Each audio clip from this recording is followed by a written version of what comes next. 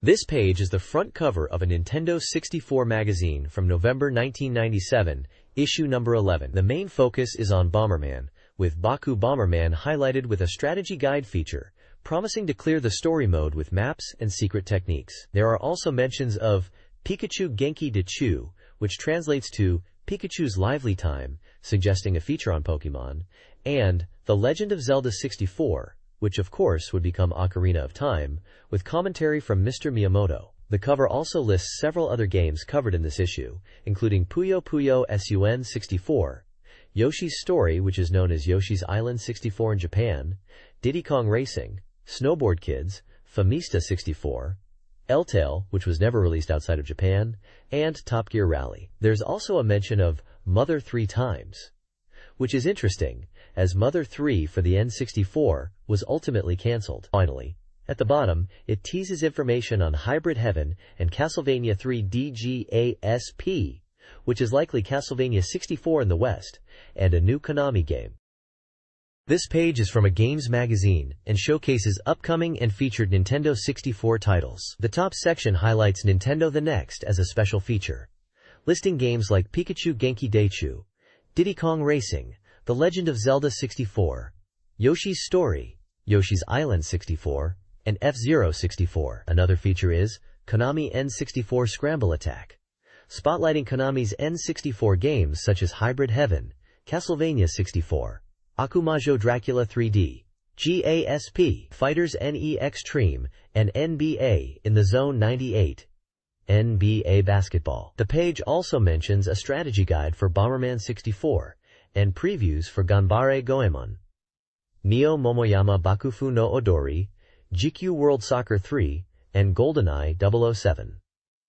A section titled N64 New Game Information introduces Mina de Tamagotchi World, described as a board game, along with other titles like Snowboard Kids, Famista 64, L-Tail, Top Gear Rally, Puyo Puyo Sun 64, Nagano Winter Olympics 98, Hyper Olympic and Nagano 64, Super Robot Spirits, Dual Heroes, J-League 11 Beat 97, Heiwa Pachinko World 64, and Tucon Road, Brave Spirits, Shin Nihon Pro Wrestling Arimas.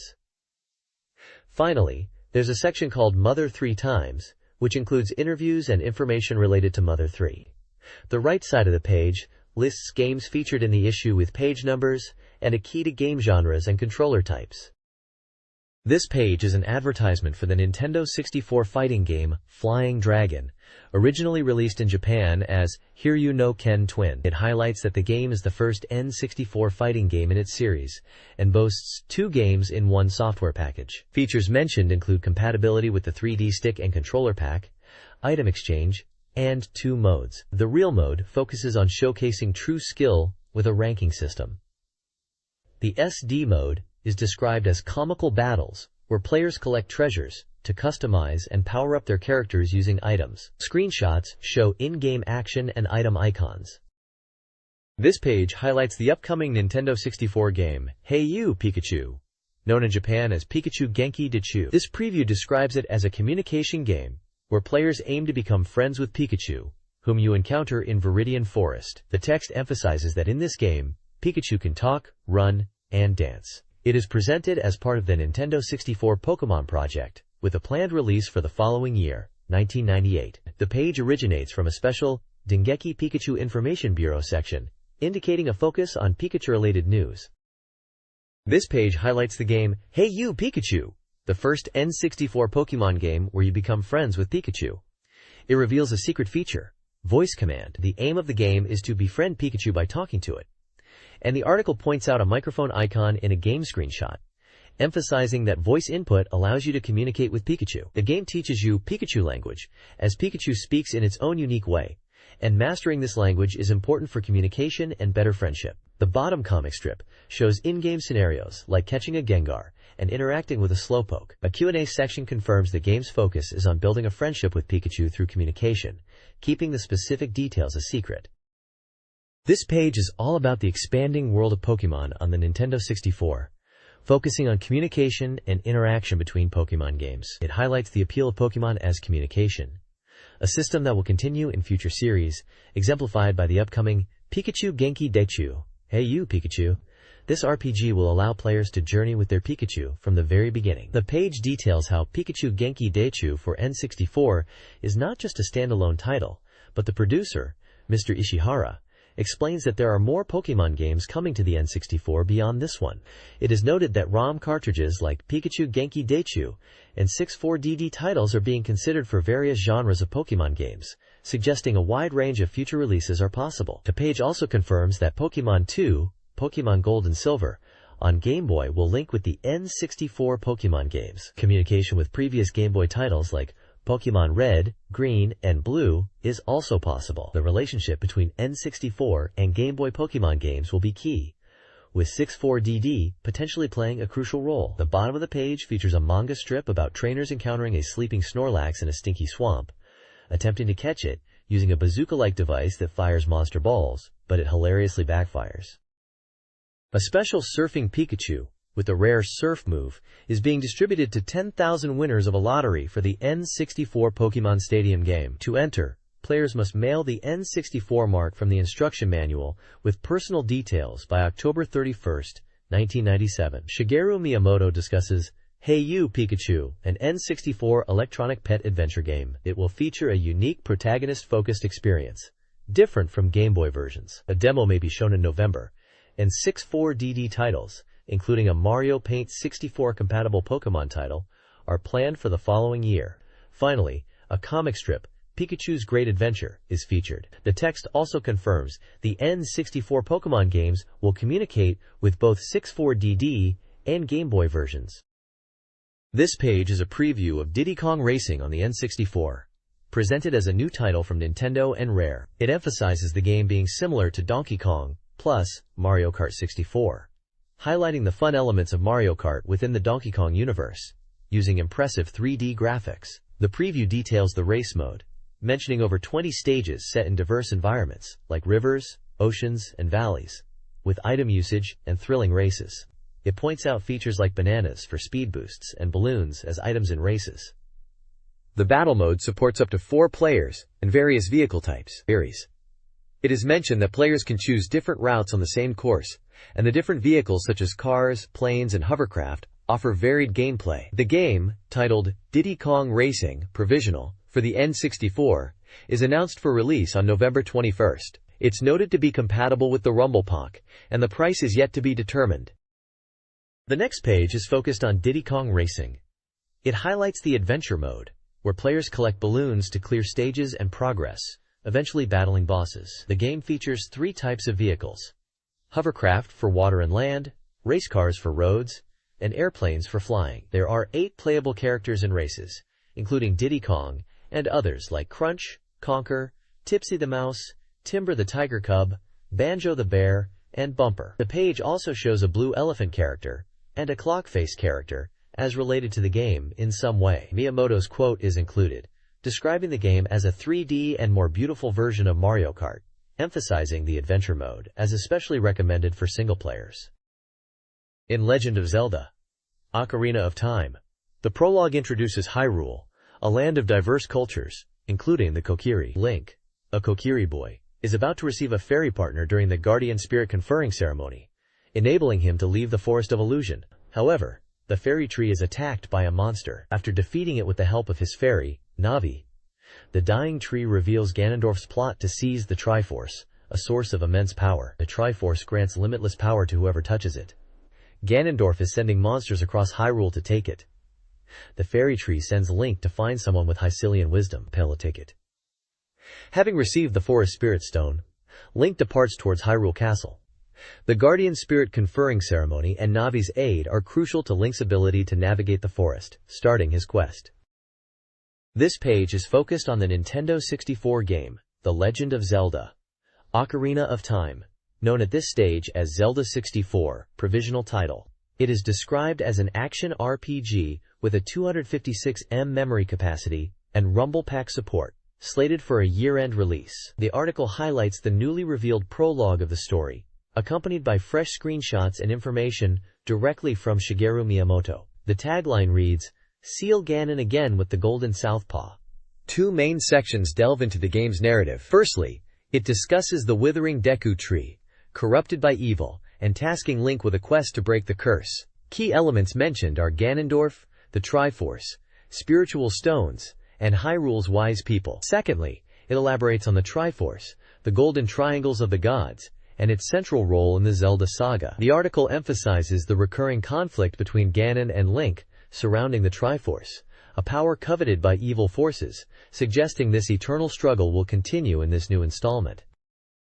This page highlights new features in The Legend of Zelda, Ocarina of Time, focusing on System 2, which introduces background changes based on the passage of in-game time. It notes that while time-based changes have existed in games before, Zelda 64 uses time as a key element for puzzle solving, suggesting a deeper, four-dimensional gameplay experience beyond just 3D. The page then details 3 of Link's actions.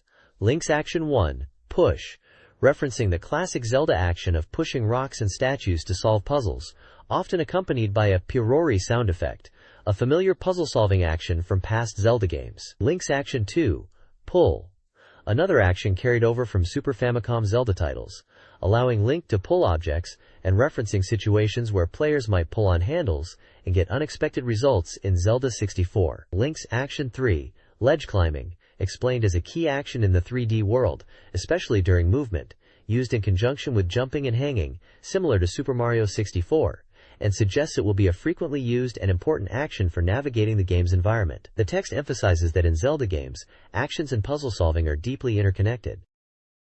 Zelda 64, Ocarina of Time, features dynamic screen size adjustments for cinematic effect during combat. Fairy Navi now retrieves items like a boomerang. Link's large gold earrings spark story speculation, though their inclusion is uncertain. The game boasts a massive 256 MB bit cartridge, a key selling point. Miyamoto highlights Rumble Pack support, potentially for puzzles or hints, while providing on-screen alternatives. Viewpoint changes are emphasized, triggered by actions and item use, like the screen size adjustments. The boomerang is cool, versatile, and the game aims for a release under 9,800 yen. This page is a preview for Yoshi's Story, known in Japan as Yoshi Island 64, tentative title, for the Nintendo 64. It announces the game's release window as late December. The game's story is about Yoshi's world being turned into a picture book by magic, and Yoshi sets out to return it to normal. The preview highlights the game's warm, handmade feel and 2D action gameplay. It mentions that the player can choose from 6 Yoshis as the main character, including the 4 shown, and also blue and pink, and it is hinted that different colored Yoshis might have different abilities. The page also details various gameplay elements, such as the screen scale being zoomed out, strange worm-like enemies, and giant caterpillar-like bosses. It showcases different level themes, including snowy worlds, castle interiors, and underwater stages. The text suggests the game will have various tricks, potentially utilizing the Rumble Pack.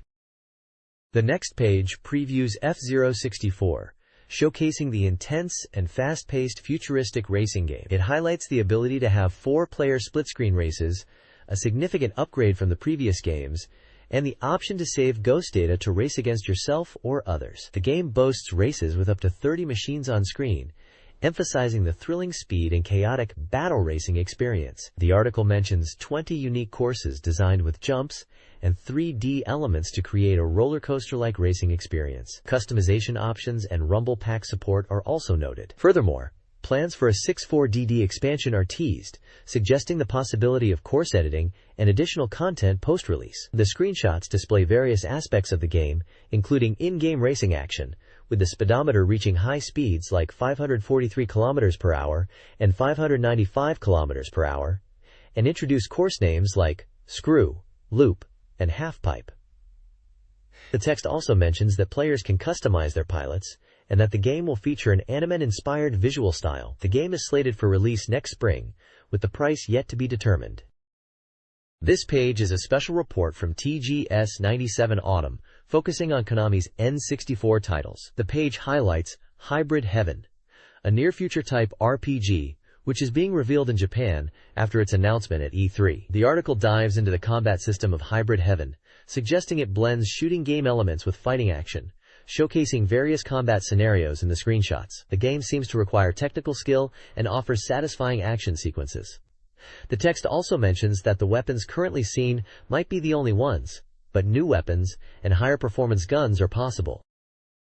This page highlights the N64 game Hybrid Heaven, focusing on its action-packed gameplay and diverse traps that players must overcome. The game features a real 3D world where characters move acrobatically, using wire actions and strategic thinking to navigate obstacles, reminiscent of action movies like Mission Impossible. The page details various trap scenarios, such as falling into pits and using wires to descend from ceilings while avoiding lasers. It emphasizes the puzzle elements where players can use objects to distract sound-sensitive enemies, adding a layer of strategy beyond just action. Screenshots showcase these gameplay mechanics, including scenes with infrared sensor traps and enemies reacting to thrown objects. The page also touches upon the game's enemies, suggesting they are hybrids, possibly a mix of humans and something else. One enemy is described as wearing a gas mask with frog-like skin, hinting at the game's intriguing story involving secret organizations and hybrid technology. Hybrid Heaven is described as a new style of 3D RPG for the N64, developed by Konami, with a deep story where the player infiltrates a secret base. The anticipation for the full story is highlighted. This page announces the latest installment in the Castlevania series, titled Akumajo Dracula 3D, breaking away from the 2D format and coming to the N64. It highlights that this new game was unveiled at a game show with new characters and 3D graphics, promising more intense battle scenes. The article mentions that previous Castlevania games were side-scrolling action games, but this new title, Akumajo Dracula 3D, takes place in full 3D stages. Characters are also rendered in 3D, enhancing the action. Players will use a whip, just like in previous games, to fight enemies and solve traps, emphasizing thrilling moments and surprise enemy encounters from all directions. The story centers on the Belmont family, vampire hunters, with the protagonist being Schneider. Dracula is resurrected in the 19th century, and the Belmonts head to Castlevania to defeat him. Besides Schneider, other playable characters like martial artists, mages, and knights are confirmed to appear. The text also describes the screenshots as depicting Dracula's castle, filled with echoes and screams, creating a terrifying atmosphere. It also mentions that depending on the chosen character, players can utilize various attacks, including magic. Akumajo Dracula 3D for the N64 brings classic Castlevania whip action into a 3D environment, with dynamic camera angles and perspectives. The game stars Schneider, a 25-year-old Belmont heir, battling the resurrected Dracula in the 19th century. The article references the Game Boy's Akumajo Dracula Painted Black Prelude, Castlevania Legends, and its story connection. A historical overview highlights the Castlevania series, starting in 1986 with Simon Belmont, and details numerous Belmont family members who fought Dracula. Alucard is noted as an occasional ally. The article includes a table listing previous Dracula games across various platforms, showcasing the series' longevity and its central conflict with Dracula. Screenshots display the new 3D gameplay.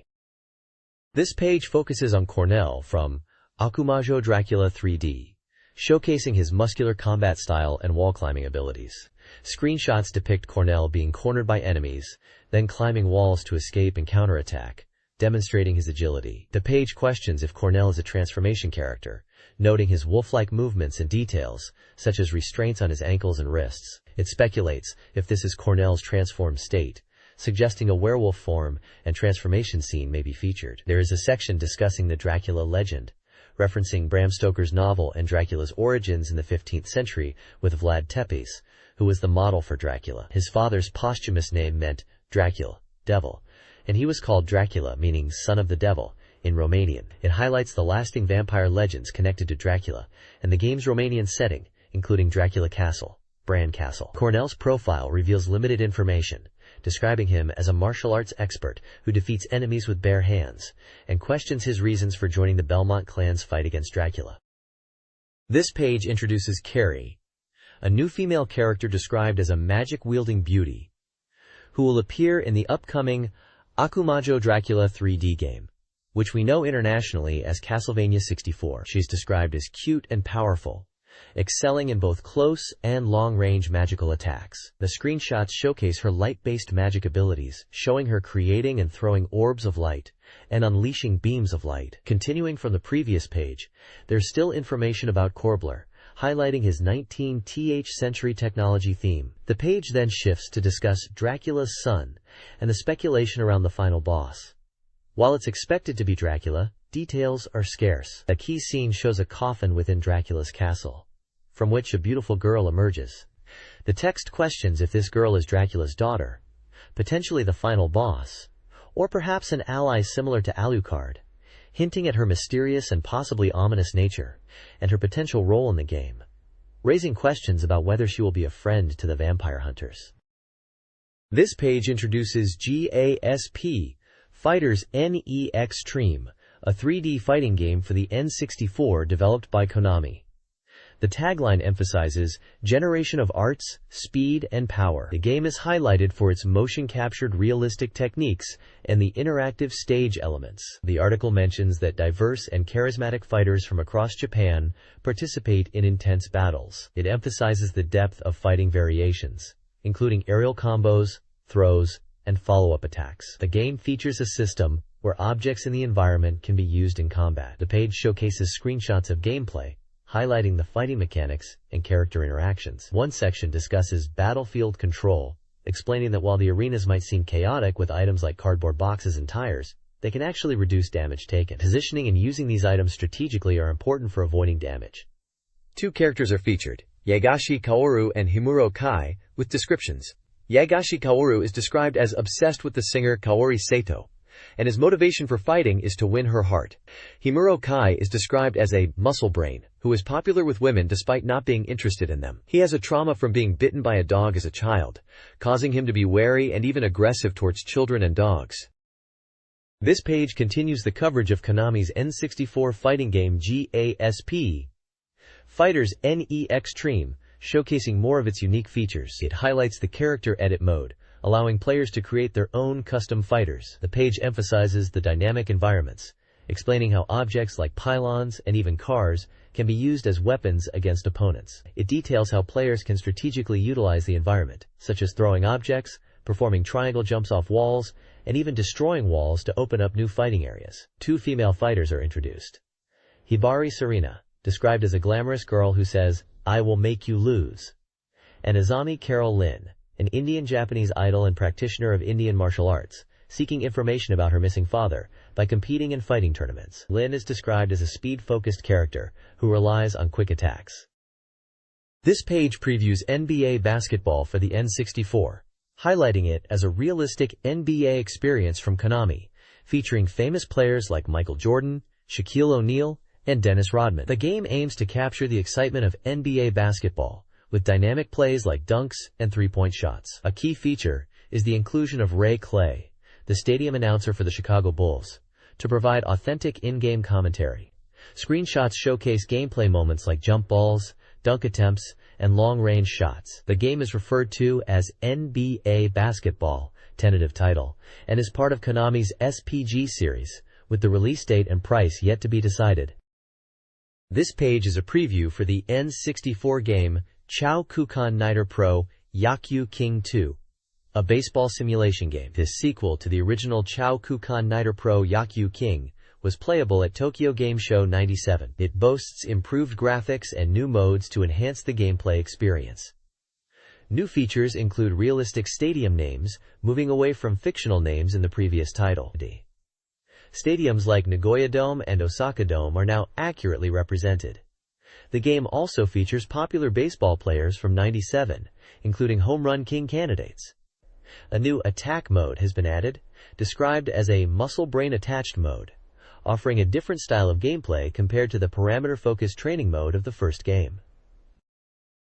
The next page presents a preview for the N64 fighting game, Fighting Cup, provisional title. This game focuses on grappling and throwing moves, declaring that technique is art. It's designed as a point-based fighting game, not just a health bar depletion match. Downs and throws are key to earning points. The preview highlights down techniques and counter techniques, and throw techniques as important gameplay elements. Down attacks can quickly defeat opponents if executed correctly. Counter techniques are crucial for turning the tide of battle when timed with an opponent's attack. Throwing techniques are emphasized as essential for scoring points.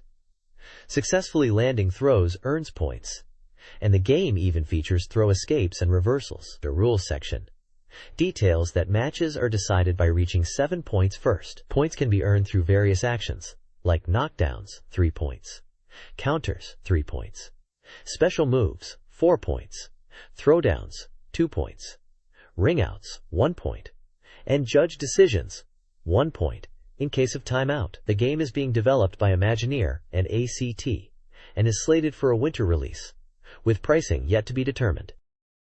The next page showcases Kyorato Kaiketsu 64 Tanteiden for the N64, highlighting it as the 64's first mystery board game. This game features scenario auto-generation for replayability and involves playing as children and a robot detective to solve various incidents. Gameplay includes exploring a mansion map that changes each playthrough to gather hints and items, aiming to be the first to solve the case. Characters possess unique abilities to aid in investigations. Intriguingly, the game also includes battle scenes when players encounter each other on the board, utilizing command-based combat and item-stealing mechanics. A technique acquisition mode allows players to customize characters and learn techniques. Developed by Imagineer and etc., it's scheduled for a winter release with the price yet to be decided. This title appears to be a Japan-exclusive release.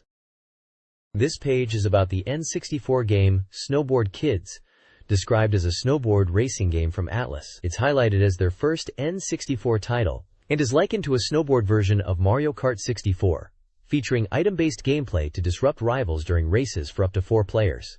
The screenshots illustrate 2-player and 4-player battle race modes. A key feature emphasized is the ability to save your custom snowboard data onto a controller pack and bring it to play against friends, promoting personalized competition. The game is also compatible with the Rumble Pack. Release date and price are yet to be determined. The next page continues the look at Snowboard Kids and delves into the battle racing aspect using items and weapons. To win races, skillful use of weapons and items is key. Weapons can be used to obstruct rivals in various ways, such as pushing them from behind or launching them with a parachute. Items offer defensive capabilities or speed boosts, and mastering their use can lead to dramatic comebacks. The top center of the screen displays 2 small windows, the left for weapon icons and the right for item icons. Item boxes appear in the lower left, with their color indicating whether they contain an item or a weapon. One example given is the parachute weapon, which can be used to launch rivals into the air, causing them to lose time. Beyond snow mountains, the game features diverse courses like deserts and grasslands. The different terrains are expected to impact racing, with desert courses potentially making board control more challenging due to snow turning into sand. The course select screen shows bird's-eye views of the tracks and indicates their difficulty. Desert courses feature camels, adding a unique visual element. Grassland courses are described as feeling like grass skiing through a ranch, and amusement park courses with Ferris wheels are also mentioned as being stylish. Finally, night courses with illuminated snow are highlighted for their beautiful and atmospheric ambiance. This page highlights the skill game mode, showcasing various ways to enjoy the game, which we know is Snowboard Kids. It details 3 different skill-based game types available in this mode. First, there's the trick game, where you use halfpipes to perform aerial tricks. It mentions that halfpipe is an official event in the Nagano Olympics, and explains that you earn points for acrobatic tricks in the air, encouraging players to practice. Next is shoot cross. This mode involves navigating a course while dodging snowballs, described as a shooting game on snowboards. It emphasizes skillful maneuvering to avoid obstacles and reach the goal. Finally, speed cross is about racing for the best time. The courses have speed fan items, resembling windmills, that boost your speed. The aim is to collect these fans to maintain speed and reach the goal as quickly as possible, competing for the fastest time. It also hints at jump platforms and using speed fans to achieve new records. The menu shown lists game options including battle race, skill game, time attack, board shop, and exit, suggesting a variety of gameplay experiences beyond just racing. The page also features the phrase, "Decide on a magnificent technique beautifully," emphasizing stylish and skillful play. In Snowboard Kids, players choose from 5 characters, each with unique abilities. Players race, earn money, and collect coins to buy new boards at the board shop. The money is used to purchase boards to enhance performance. Players can save boards as My Boards. Board types vary, including speed, trick, and all-round. The characters include Slash Kamei, a skilled troublemaker; Linda Maltini, the competition organizer; Nancy Neal, known for tricks; Tommy Parsi, a spacey friend, and Jam Cunimund, Nancy's rival. The board shop lets players buy and customize boards, with various types suited for different courses and performance styles, emphasizing board selection as key to victory. This page showcases Mina de Tamagotchi World for the N64, a game based on the Tamagotchi craze. It's described as a board game where you raise Tamagotchis within a large Tamagotchi house, invented by Dr. Banzai. Players roll dice to move around the board, which is the gameplay focus, and care for their Tamagotchis to help them grow. The ultimate aim is to be the first to transform your Tamagotchi into a mature Tamagotchi. It highlights this as a new type of board game experience, set to be released in Japan in December, published by Bandai. It seems to be a unique take on Tamagotchi, bringing the virtual pet experience into a multiplayer board game format for the N64. Bandai is developing new Tamagotchi games for N64, PlayStation, and Saturn, with the N64 title highlighted as unique, possibly including characters like Mario Achi and featuring new, mature Tamagotchi evolution. The N64 version will be distinct, potentially a board game style, and released sooner than the others. Bandai is also releasing Game to Haken Tamagotchi 2 for the Game Boy on October 17th, costing 4,500 yen. This sequel allows character trading via a communication cable, introduces new Tamagotchi types from Sea Discovery and Forest Discovery environments, and features enhanced communication and diverse growth mechanics. 2 minigames are previewed, along with screenshots showcasing the game's environments and characters like Haniwachi and Shiochi. This page is dedicated to Bomberman 64. It's presented as a special 1997 issue, focusing on providing a complete guide to the game. Featured sections include a technique lecture to solve player problems, a full walkthrough for Worlds 1 through 4, a boss battle guide for defeating tough enemies, and strategies for victory in multiplayer battles, even against friends. There's also a developer interview offering direct insights from the creators. The page highlights gold card locations and promises to reveal everything about the game. It emphasizes that Bomberman 64 is a hot and exciting game perfect for summer, with this issue thoroughly analyzing its appeal, particularly the story mode, and providing a special feature on obtaining the coveted gold cards. The game is for the N64, categorized as an action title, and was released on September 26th with a price of 6,980 yen. This page continues the special feature on Bomberman 64. It highlights several key sections to help players master the game. The technique lecture explains that Bomberman 64 in 3D is quite different from its predecessors, so it will cover essential techniques for newcomers to grasp the basics and understand the intricacies of the story mode. A world. The world walkthrough section details the story mode structure. 5 worlds in total, each composed of 4 stages, making for 20 stages. Odd-numbered stages are map-clearing focused. This guide focuses on worlds 1 to 4, covering 8 stages in total, offering strategy tips and how to find those elusive gold cards. The Boss Battle Guide prepares players for tough boss encounters in even-numbered stages of each world. These bosses are described as formidable, and this section aims to provide insights into their attack patterns and weaknesses, ensuring victory. For competitive players, the VS Battle Victory Road emphasizes that while story mode is enjoyable, the real thrill is in multiplayer battles. This segment will equip players with strategies to outperform their friends in Bomberman 64's versus mode. Finally, there's a developer interview with Mr. Okuno, the director of Bomberman 64. He expresses his excitement about the 3D Bomberman experience, noting its appeal to both new players and veterans, particularly highlighting the depth of the multiplayer aspect. A full interview is located on page 52 for those wanting more insights. This guide covers Bomberman 64's gameplay mechanics. Basic operations include bomb placement, A button, expandable up to 8, bomb throwing holding, B button, adjustable throw distance, bomb kicking/stopping, R trigger, and recovery from dizziness, 3D stick rotation. Advanced techniques include bomb lift for strategic bomb placement, bomb jump for reaching higher areas using bomb explosions, and charge bomb for increasing blast radius to destroy obstacles. The guide also details useful items. Fire increases blast radius, power boosts bomb strength, bomb increases the number of simultaneous bombs, heart grants temporary invincibility, bluestone and redstone provide continues, remote control allows remote detonation, and Dokuro and Devil are battle mode exclusive items causing status ailments. This page details Bomberman 64 techniques under the title Bomb Gold Strategy. It covers 5 key tactics: destroying pots and blocks to uncover items, lifting and throwing enemies to defeat them or remove them from the field, trapping enemies using multiple bombs, exploring along walls to discover hidden rooms, and creating bomb stairs with remote bombs to reach higher areas. The page also highlights the importance of gold cards, explaining they are crucial items in story mode. Collecting all 100 gold cards unlocks an extra stage.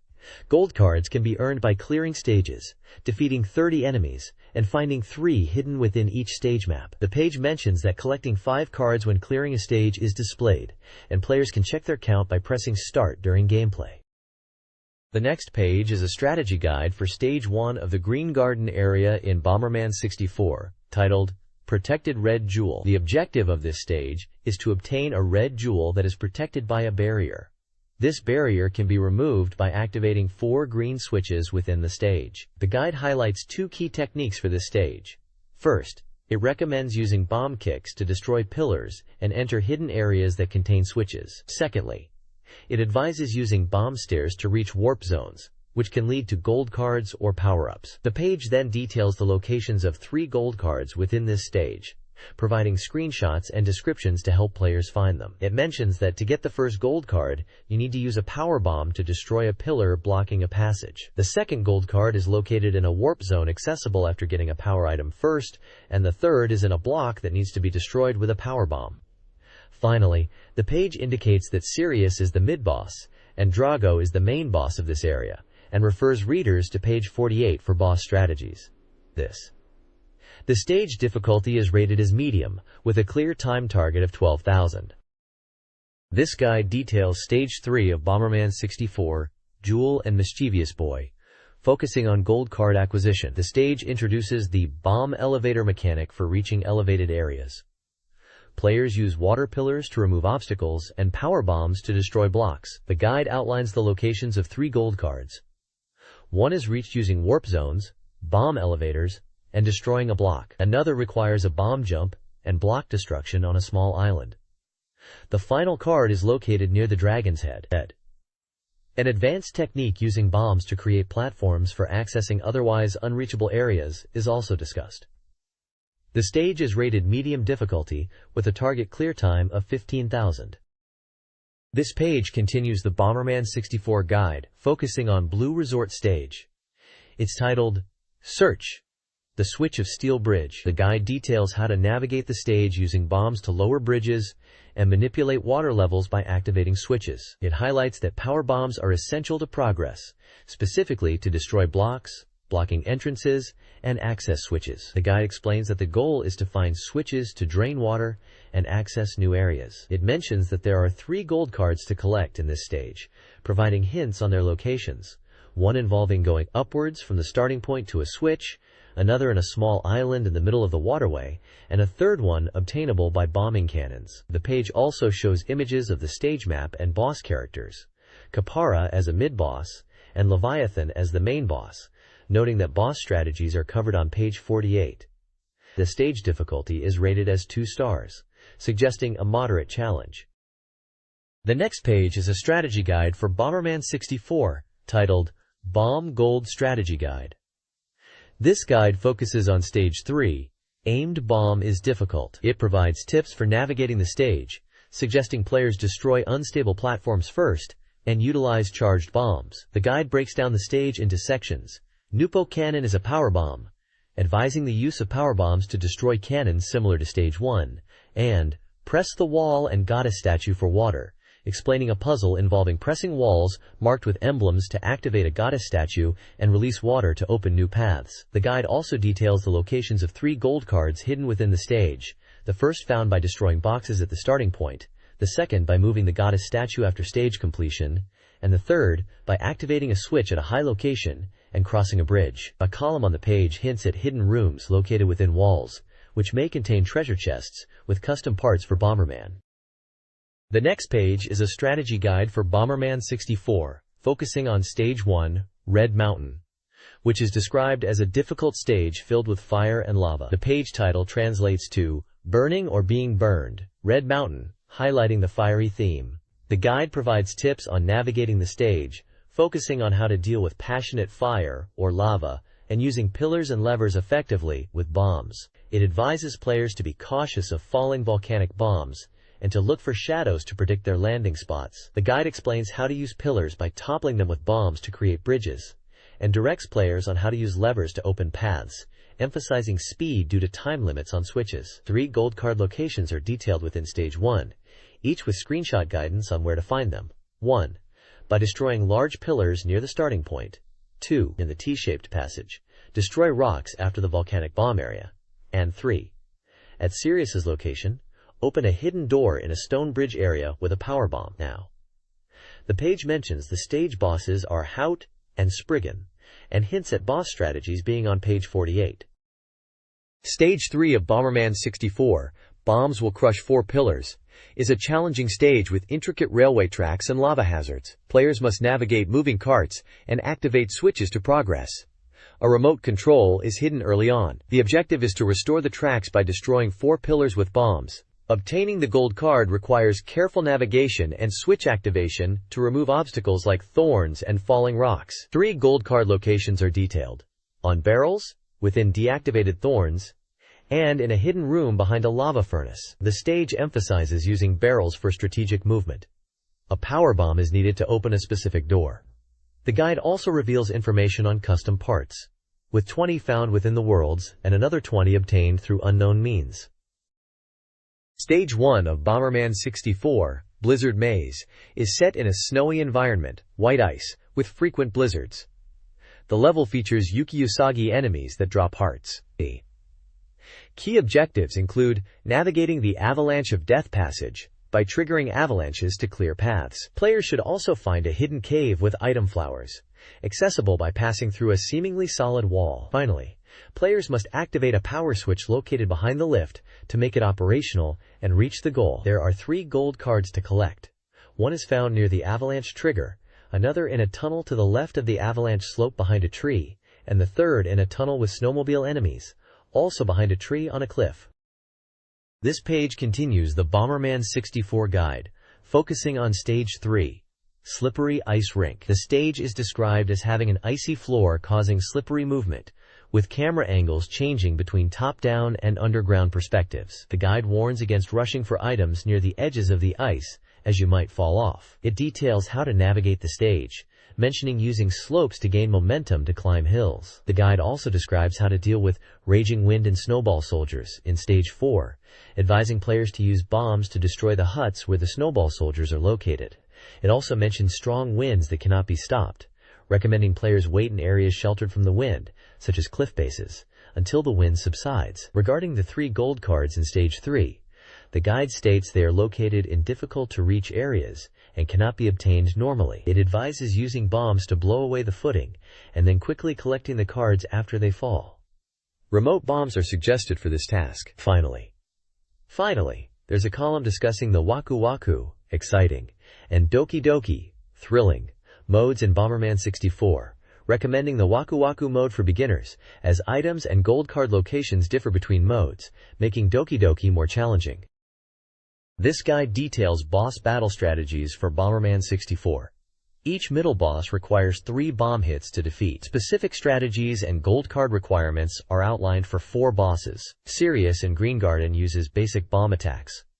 Gold cards require charged blasts, time limits, and stage completion within a time limit. Capera in Blue Resort attacks with jump shockwaves. Gold cards involve charged blasts, thrown bombs, and time limits. Hout in Red Mountain has a damaging barrier. Gold cards involve distance attacks, barrier hits, and a time limit. Regulus in White Ice uses tackles and flurry dances, which are easily dodged. Gold cards involve charged blasts, stopping the flurry dance with a bomb, and a time limit. This guide provides strategies for defeating 4 bosses in Bomberman 64 and obtaining gold cards. To defeat Drago, Green Garden, use charged bombs when he lands and target his back when flying. Leviathan, Blue Resort, should be attacked with charged bombs on its forehead when it surfaces, and shockwaves from his jumps can be avoided at the raft's edge. Spriggan, Red Mountain, requires destroying its arms before attacking its magma head after laser attacks. Finally, Ripper, White Ice, can be damaged with aerial charged bombs over its body or bombs placed beneath it when stationary. Defeating boss body parts will earn gold cards. Dominate Bomberman 64 multiplayer with these tactics. Master the Kick Demon technique to strategically kick bombs for offense and chain reactions, controlling the battlefield from a safe distance. Utilize elevation to gain a bomb-kicking advantage, as higher ground lets bombs travel downwards with momentum. Even after being KO'd, stay in the game as a ghost to hinder opponents. Advanced kicking includes diagonal wall bounces, repositioning bombs, deflecting incoming bombs, and lobbing bombs. In team battles, focus on defending your crystal while the other player attacks. Explore in-game options for hidden items and secrets. Bomberman 64's battle mode offers diverse stages, each with unique strategies. First battle is a flat arena where pillar placement is key for defense. Up and down has stairs. Bombs are best thrown upwards, not downwards. Pyramid features an ascending pyramid where bomb kicking from above is crucial. Greedy Trap utilizes moving platforms, with the bottom level being ideal for trapping opponents with timed bombs. Heaven and Hell is divided into upper and lower levels, favoring timed bomb throws from the upper level. Lastly, In the Shade of Grass requires careful play with a central, concealing grass area, making timed bombs and throws effective. This page features a developer interview with director Okuno Jinsan about Bomberman 64. The interview discusses the game's development, focusing on making it enjoyable for extended play and incorporating puzzle elements into the action. A key point highlighted is the initial concept to move away from the work-like feeling often associated with Bomberman games, aiming to add exploration and map discovery elements through gold card hunts. The interview touches on the unique gameplay aspects of Bomberman 64, such as bomb jumping, which is crucial for reaching high places and collecting gold cards. There's also a secret technique section detailing advanced bomb stacking methods. Quote, 1. Neutral throw. This technique involves accurately throwing bombs from a distance, useful for bomb stacking, emphasizing precision. Quote, 2. Stacking with kickstop. This method uses a kickstop technique with the R trigger to precisely place bombs for stacking in desired locations, especially from high areas. Quote, 3. Bomb sandwich stacking. This technique shows how to stack bombs by throwing them into gaps created as bombs bounce, allowing for increasingly higher stacks.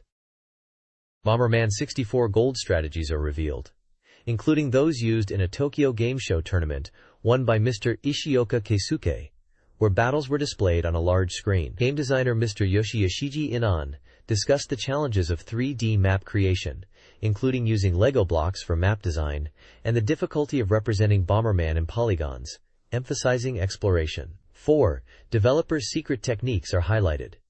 Ghost teamwork to target star-heavy players, using bombs to knock enemies out of bounds, stealthily hiding in shadows, and surprise bomb placement, risky but effective. A development secret reveals that bomb explosions were changed from cross-shaped to spherical for greater impact.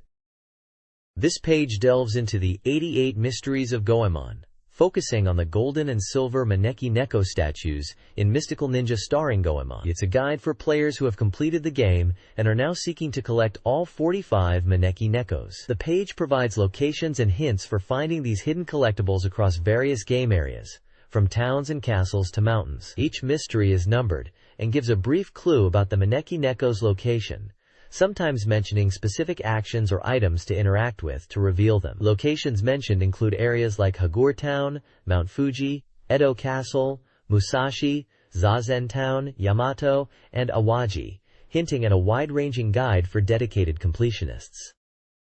This guide details the locations of Maneki Neko collectibles in Mystical Ninja, starring Goemon. The quest begins in Ghost Toy Castle, with several Nekos requiring precise jumps, whistle usage on specific objects, or navigating tricky environments like moving floors and rooms filled with enemies. Aki Nagato and Inaba Sandune Oasis offer further challenges, including a sea entrance and a large, easily lost-in oasis, while Bison Warehouse requires fireflower bombs to reveal a hidden Neko. Festival Temple Castle presents multiple Nekos across various areas, demanding platforming skills, the use of Sasuke's abilities, and navigation through hot footbaths and carp streamers. The cave to the northeast, Yuzen's Cave, and the back of O Falls provide opportunities to use transformations to find them. The guide concludes with locations in Ghost Toy Castle B1, Japan Sea, and Zazen Town. Finally, the guide covers Musical Castle, which contains multiple Nekkos on F level that require creative jumping on doors, water tanks, and pictures to obtain.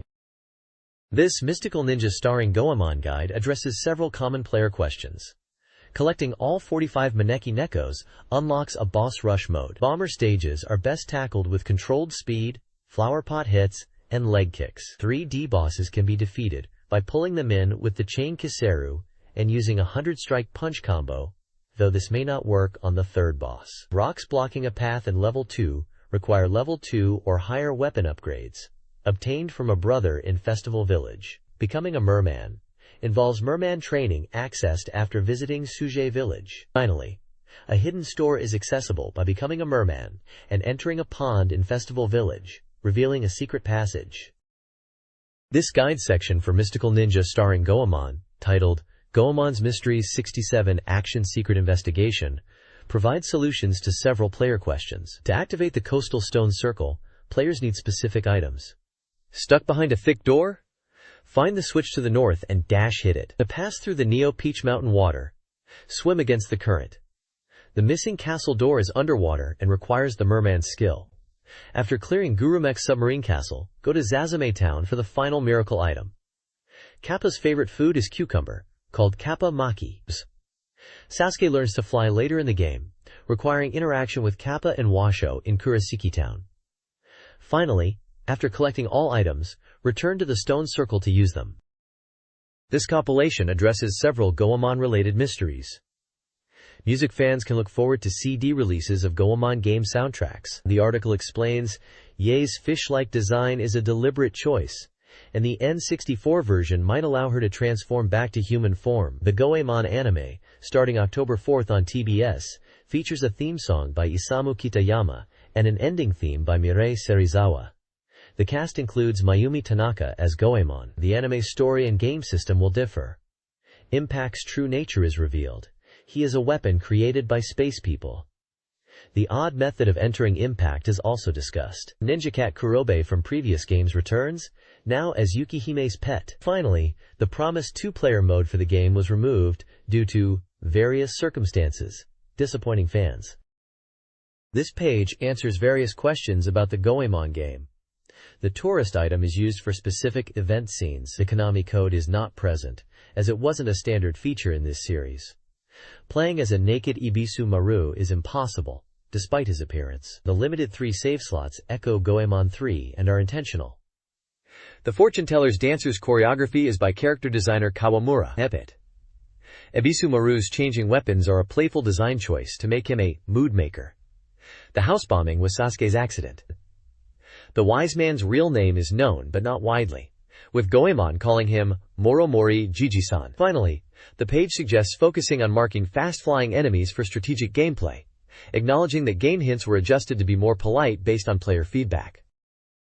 A new game mode tasks players with rebuilding Japanese professional baseball after a metal alien invasion. Set in 19XX, the story sees baseball used for planetary conquest, with the goal of creating a team strong enough to defeat the invaders. Players travel across Japan to recruit famous players, starting with a home base and local fans. Gameplay involves scouting players via a scouting report, with locations like Kanagawa and Tokyo offering talent. UFOs and metal aliens appear, requiring confrontation. Monthly updates highlight powerful players, and visiting landmarks triggers events that boost player abilities. Quick one-inning matches against rival teams occur during travel. The end-of-year challenge is a 3-inning match against the Metal Alien team, with victory potentially completing the game. Losing to the aliens results in player loss and a metallic transformation by year-end, making the final match extremely difficult.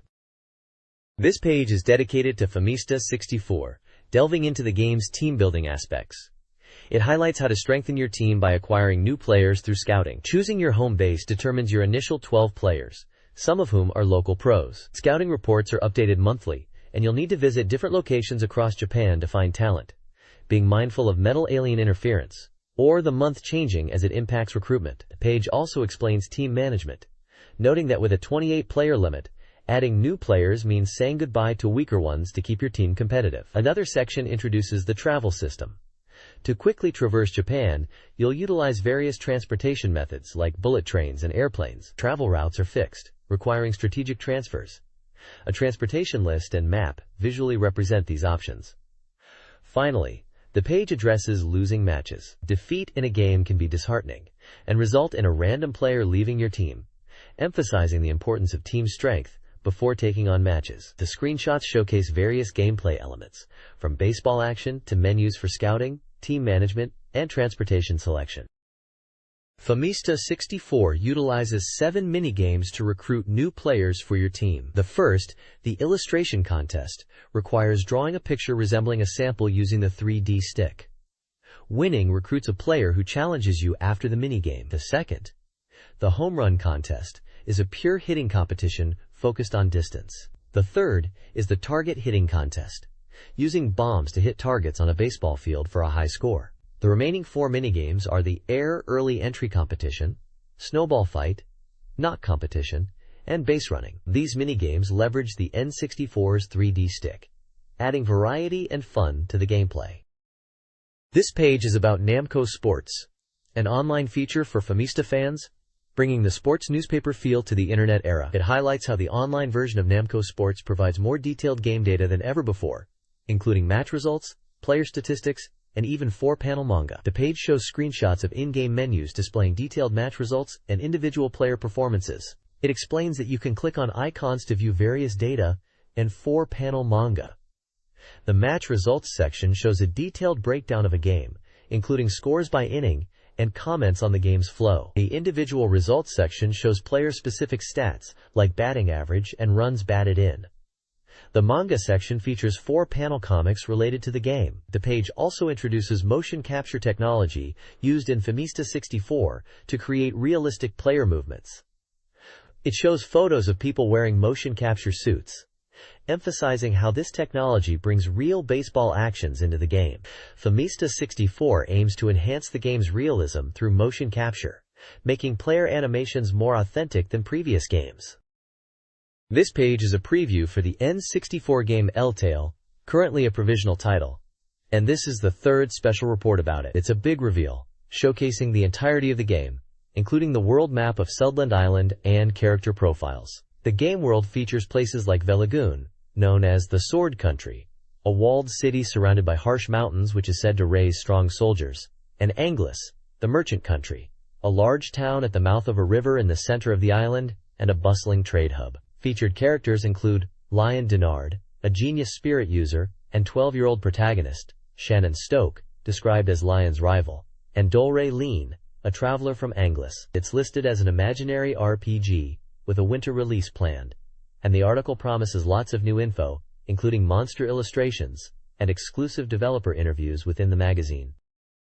This page presents more details about the game L-Tale Monogatari, the Land of Kelta, still under its provisional title, focusing on the world map and character relationships within Keldland. It highlights key locations. Firstly, there's the magic great country of Stonia, north of Anglis, described as a land of magic and the strongest swordsman. Mellowroad Spirit Temple is featured, introducing Jan-Jack Makarok, the protagonist's father who is currently missing and being searched for by the main character. The Pope is mentioned as a sage from the Mellowroad Spirit Temple, a wise man shrouded in mystery, and Larva is a Spirit Temple priestess, described as beautiful and kind, likely to help the protagonist. Stonia Castle introduces Flora Scottfort, Princess of Stonia, and Gren's girlfriend, though the article questions why she becomes an ally. Gren Scottfort is mentioned as the King of Stonia and ruler of Keldland, respected by the citizens. Finally, Linos Lake is shown with Kiriakrabal, a mountain bandit appearing near Linos Lake, described as a tough 17-year-old. Below, the page analyzes 2 points from new screenshots. The top left circle in the game screen is identified as a clock and spirit power gauge, where the red dots around the ball indicate time. The 4 diamond shapes at the bottom are likely spirit stones related to wind, water, fire, and earth, and the numbers next to them probably represent their magic levels. The next page continues the L-Tale Monogatari, the Land of Kelta feature, exploring its immersive world. Section 3 focuses on the realistic story space, highlighting the expressive character models made possible by the N64's technology, giving characters a lifelike feel through subtle, emotional changes. It also emphasizes the drama of the townspeople. The game features a day and night cycle, where townspeople like Edgar and Holly have routines, going to work in the morning and returning in the evening. NPC dialogue changes based on time and season, adding depth. Section 4 showcases the diverse monsters of Eltal Monogatari in 3D. It mentions a variety of fantastical monster designs like a cat-faced monster, a wooden doll-type monster, a boar-faced goblin, a turtle monster, and a dragon, each with unique attacks and characteristics intended to surprise and excite players. The next page continues the feature on Eltale Monogatari, the Land of Kelta. It focuses on the game's dramatic presentation, highlighting realistic character animations and immersive camera work. Section C discusses the realistic and smooth character movements achieved in the game, noting that even simple actions like running and opening doors feel natural and contribute to the immersive experience. Section D explains how the game enhances its storytelling with realistic and dynamic camera angles, zooming in and out to create dramatic effect and shifting perspectives to emphasize the narrative. It mentions that the story unfolds from the viewpoint of a young boy. Screenshots illustrate the town scenery from a distance and the grand scale of the castle. Section 5 presents interviews with producers Kenji Oyasumi and Ichiro Honda. They discuss the concept of Eltal Monogatari as creating a simulated reality where NPCs lead their own lives, emphasizing the game world's sense of being alive. They explain they are leveraging the N64's capabilities and 3D stick controls to deliver a realistic RPG experience different from previous games, aiming to create a deeply immersive world for players. They are still working hard and ask for a little more patience. This page is all about Top Gear Rally for the N64, with a producer interview and a report from the game's press conference. The producer, Akihiro Sano, reveals in an exclusive interview that the game's development spanned about 2 years, beginning after discussions with BOSS Company in America, known for Hollywood special effects, CG. He chose the N64 because of its superior graphic capabilities, especially for 3D, which is essential for racing games. Sarno emphasizes the visual beauty of Top Gear Rally, particularly the realistic lighting and shadows. He explains that shadows are calculated in real time on each course, dynamically changing even when cars jump. The page also covers the Top Gear Rally new product launch event held on August 20th. The event featured game introductions, game magazine editor tournaments, and even an Image Girl contest, creating a lively atmosphere. For those who missed the event, the article offers a glimpse of the happenings, including the editor's enthusiastic participation in the game tournament. Producer Sarno himself attended the event to answer questions from attendees. The next page continues the deep dive into Top Gear Rally. President Nagata shares his passion for the game, mentioning its aim to be a hit in America, Europe, and Japan, building on the success of the Top Gear series. The interview touches upon the impressive dust effects and smooth graphics, thanks to the N64's capabilities and BOSS Company's technology. Producer Sarno elaborates on the dust effects, stating they put in a lot of effort to get them right, balancing visual impact with processing speed. He also highlights the courses as a graphical highlight, noting their smooth and clean look compared to other racing games on the N64. The page includes a shadow point screenshot showcasing the game's visuals. Sarno mentions the absence of gallery characters around the courses, explaining it's a deliberate choice to focus on realism and optimize processing power for the game itself, rather than decorative elements. He also confirms that the in-game courses are modeled after real-world locations, but doesn't specify which ones. Sarno also reveals that the courses in Top Gear Rally are longer than typical racing games, and feature plenty of shortcuts to enhance multiplayer fun. Finally, the page reports on the Editorial Department Confrontation Game Tournament at the launch event. Game magazine editors participated in a tournament to show off their skills in Top Gear Rally. The report describes the editors' enthusiasm and competitive spirit, with the winning team decided based on their shortcut mastery. This page features an interview with the BOSS Company development staff for Top Gear Rally. They reveal their ambition to create a groundbreaking racing experience on the N64, focusing on delivering smooth graphics, responsive vehicle controls, and dynamic weather conditions. Producer Sano, in the Weather Elements Were Conceived from the Beginning section, emphasizes that weather, particularly snow, was a core concept from the start, to enhance gameplay variety and realism. The page highlights gameplay features with screenshots titled Battle Point, showing a race scenario, Snow Point, depicting a snowy track, and Damage Point, demonstrating car damage. Lastly, the winners of the Top Gear Rally Image Girl contest are announced and pictured, marking a promotional aspect of the game. This page discusses features of the Top Gear Rally game. A notable feature is the paint shop, allowing players to customize car designs without affecting game performance. Vibration pack support was added during development. Differences between international and Japanese versions include car selections and language. The developers are considering a sequel.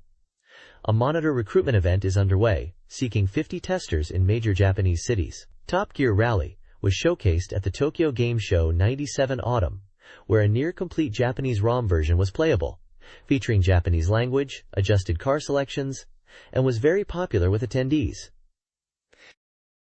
This page focuses on Puyo Puyo Sun 64 for the Nintendo 64, highlighting the new Sun Puyo feature. The article explains that Sun Puyo is a new element added to the game, described as a type of Ojama Puyo that can be easily cleared. However, clearing Sun Puyo strategically can send a large amount of Ojama Puyo to the opponent. The page details strategies for using Sun Puyo to gain an advantage, showing screenshots of all clear and offset situations where Sun Puyo plays a role. It also mentions the game's exciting animation effects and the new vibration pack support for the N64, emphasizing how the vibration feature enhances the gameplay experience during intense matches. The article suggests that these new elements make Puyo Puyo Sun 64 a more dynamic and strategic puzzle game, especially in competitive play. This page discusses the various modes available in Puyo Puyo Sun 64. It introduces the concept of what kind of Puyo Puyo are you going to play, and then details several modes. First, for those who enjoy the story, there's Single Puyo Puyo, exemplified by Draco's Holiday, described as an easy mode with 3 stages. Then there is Arl's Adventure, a standard mode with 3 stages, and Skezo's Revenge, which is a difficult mode, though with fewer stages and stronger opponents. For players who want to get into versus matches, 2-player Puyo Puyo is highlighted, emphasizing character selection from 16 options, encouraging players to choose based on anime style and voice acting. Knockout Puyo Puyo is presented for those aiming to be Puyo Puyo Kings, a tournament-style mode where up to 16 players can participate, or players can compete against computer opponents if there aren't enough human players. For those who want to learn, Endless Puzzle Puyo is a puzzle mode with quiz-style questions to solve. A training mode is available for beginners, and a 2-player competitive mode is also included. This mode is designed to help players improve their chain-building skills. Finally, Endless Puyo Puyo is for players who want to challenge their limits. It's described as a mode where Puyo constantly fall, allowing players to test their endurance and aim for high scores without interruption, and it is stated that there is no interference or distractions in this mode, ideal for honing skills. This page is a preview for Hyper Olympic in Nagano 64, known internationally as Nagano Winter Olympics 98. It focuses on the downhill skiing and speed skating events, calling them the pinnacle of winter sports. The article highlights the gameplay mechanics, noting that players use the 3D stick to control their skis, and the A button to engage the edges for sharper turns. It mentions that jumps are automatic when hitting small bumps on the course, so no complex controls are needed. The article stresses the importance of choosing the correct racing line to achieve faster times, advising players to ski straight and avoid braking actions which reduce speed. The game is set to be released in December, with the price yet to be determined. It was also showcased at the Tokyo Game Show, with the article stating that while the controls are simple, there is depth to the gameplay, and players will quickly understand the mechanics beyond just button mashing. The next page continues the preview of Hyper Olympic in Nagano 64, known internationally as Nagano Winter Olympics 98, focusing on the speed skating event. The page explains the controls for speed skating, which involve using the L and R triggers in time with the skater's leg movements. It highlights that incorrect timing will waste stamina.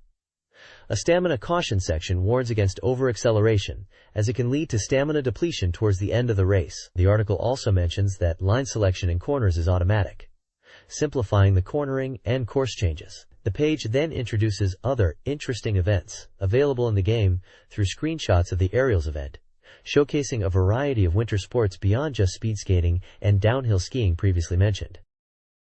This page provides tactical advice for JIKU World Soccer 3, a soccer game for the N64. It focuses on 2 main attack strategies, side attacks and central breakthroughs.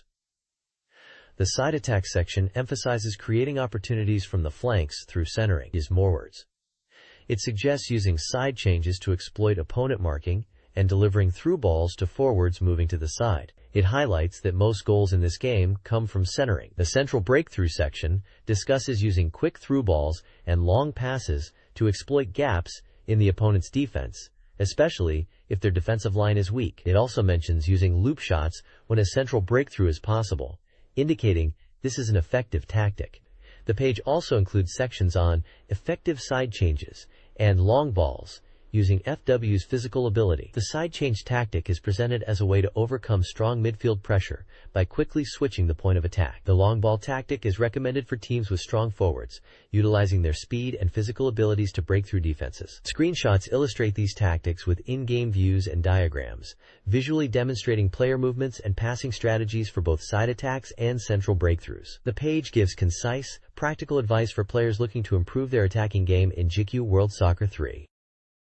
This page revisits the Kabira brothers, focusing on their expertise in GQ World Soccer 3 for the N64, continuing from their previous game challenge in Burst. The page introduces 3 developers: Yasuo Okuda, who worked on the Super Famicom GQ Soccer series, Eiji Nakagawa, responsible for player movements and game algorithms, and Tetsuya Kondo, in charge of character design. Their respective chosen teams are Italy, Iran, and Japan. Developer techniques are showcased, explaining the sliding tackle for stopping shots and the lifting turn as a technique to quickly change direction while dribbling. The Major A Match Rules section outlines guidelines for matches, advocating for balanced character selection and setting the goalkeeper level to default 3. Finally, the page presents the editorial department's Best 11, showcasing a team lineup with player positions and nationalities.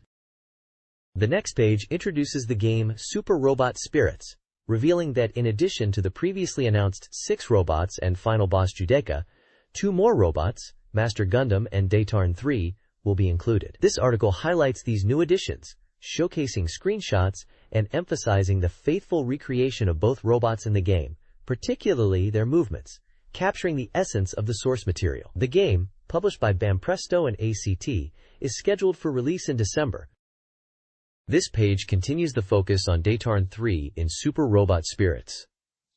It highlights Daytarn 3 as a powerful and dynamic main character within the game, emphasizing its faithfully recreated movements and attacks that capture the essence of the original anime. The article details how players can expect to see iconic moves like the Sun Attack, Daitarn Zanber, and Daitarn Cannon, showcasing screenshots of these actions in the game. It also mentions that victory poses and dramatic cut-ins further enhance the experience for fans. The page further explains the linked technique system, revealing that players can combine basic attacks like punches and kicks with weapon-based attacks to create powerful combos that can down opponents. Screenshots illustrate the GT Shoot, a linked technique using the GT Revolver, demonstrating how these combinations work and change the camera angle for dramatic effect at the final blow. It notes that effectively using linked techniques is key to gaining an advantage in battle.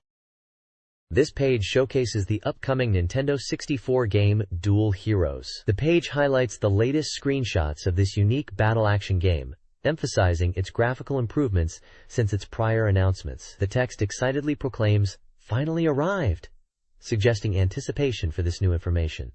We can see illustrations of some of the game's characters, including a blue avian warrior, a red and white armored hero, and a sleek white female character. Developed by Hudson for the N64, Dual Heroes is classified as an action game, with details like game capacity and price still to be determined at this stage. It is noted to be planned for release within the year.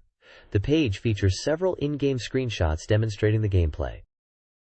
This page for Dual Heroes details more of the game's features.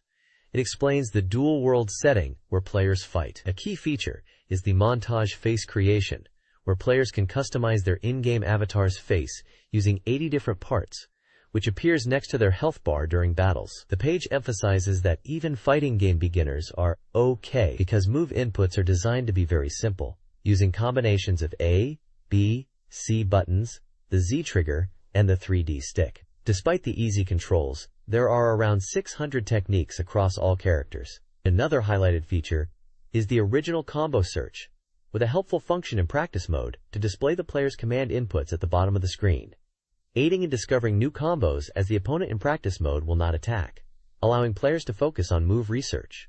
Screenshots show the face creation interface, in-game battles, and the input display function. This page focuses on the N64 game J-League 11 Beat 97, a soccer title released in Japan. The page highlights the game's World Cup mode, where players can lead the Japanese national team against formidable opponents from around the globe. It mentions that in 11 Beat, the official Japanese national team is playable, allowing players to compete in a World Cup-style tournament against strong international teams, not just J-League clubs. This is depicted in the World Tournament bracket shown, where Japan is placed in a tournament structure with teams like Brazil, England, Spain, Italy, France, Netherlands, Germany, and Argentina. The page showcases gameplay scenarios, such as Japan playing against Germany, with the in-game commentary excitedly describing a goal scored by a combination of players Kosaka and Kazu, emphasizing how amazing it would be if this could happen in reality. It also previews a replay feature focusing on Japan's battles with global teams, detailing matches against South Korea as the first hurdle, then Brazil as an even tougher challenge, and later mentioning victories against Italy and Portugal to reach a final showdown at the summit of world football. Screenshots illustrate in-game action, player lineups, and the tournament bracket itself, reinforcing the World Cup theme and the international competition aspect of the game. The page aims to build excitement for the game's release, letting players experience leading Japan to World Cup glory within the game. This page is all about the deep customization features in J-League 11 Beat 97. It highlights the edit mode, letting you create your own original club from scratch. You can change pretty much everything, from the club's name using various characters to picking from 3 colors for the logo. There are 8 flag designs to choose from, which can change the team's atmosphere. For uniforms, there are 10 types for home and away kits, plus mascot options including lions and wolves, with 8 kinds to choose from. You can even edit the players themselves, selecting from existing J-League players and then changing their hairstyles, skin tones, and names. The page also dives into the system check options, emphasizing the incredibly detailed settings available before each match. You can adjust 10 different settings right before the game starts, including stadium and weather conditions, and even fix the radar display or toggle the player cursor on or off. In the game rules section, you can tweak things like match time, number of matches, and whether or not to have offsides, allowing for really fine-tuned tournament rules. It also mentions injuries and fouls are in the game, impacting future matches, and cautions against reckless tackling. Finally, it shows celebratory victory screens with the Japanese flag and victory text after winning matches against Italy and Portugal.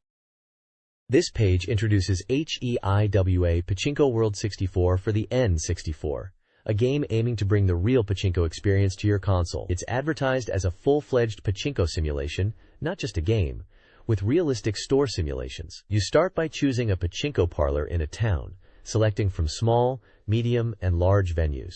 The game even simulates time changes, so the town's appearance will shift as the day progresses. The page highlights the game's realism, mentioning that even things like ball payout and which machines are popular are simulated. You can see a calendar interface to select dates, with a special note that stores newly opening on a particular day marked with a yellow star, suggesting better winning odds on those days. The game boasts polygon graphics to recreate 4 popular pachinko machines from AIWA: CR Success Story SP, Lemon Brand, Bijou Daishugo 2, and CR Tamachan House. These are presented as meticulously recreated, allowing players to examine needle angles for strategic play. The screenshots show detailed views of pachinko machines, including close-ups of the handles, and data lamps which are called Yobi Suda in the game, letting you analyze machine conditions. It emphasizes the detailed needle checks and multi-angle views available for players to refine their pachinko skills. The release is scheduled for late October, but the price is still to be determined.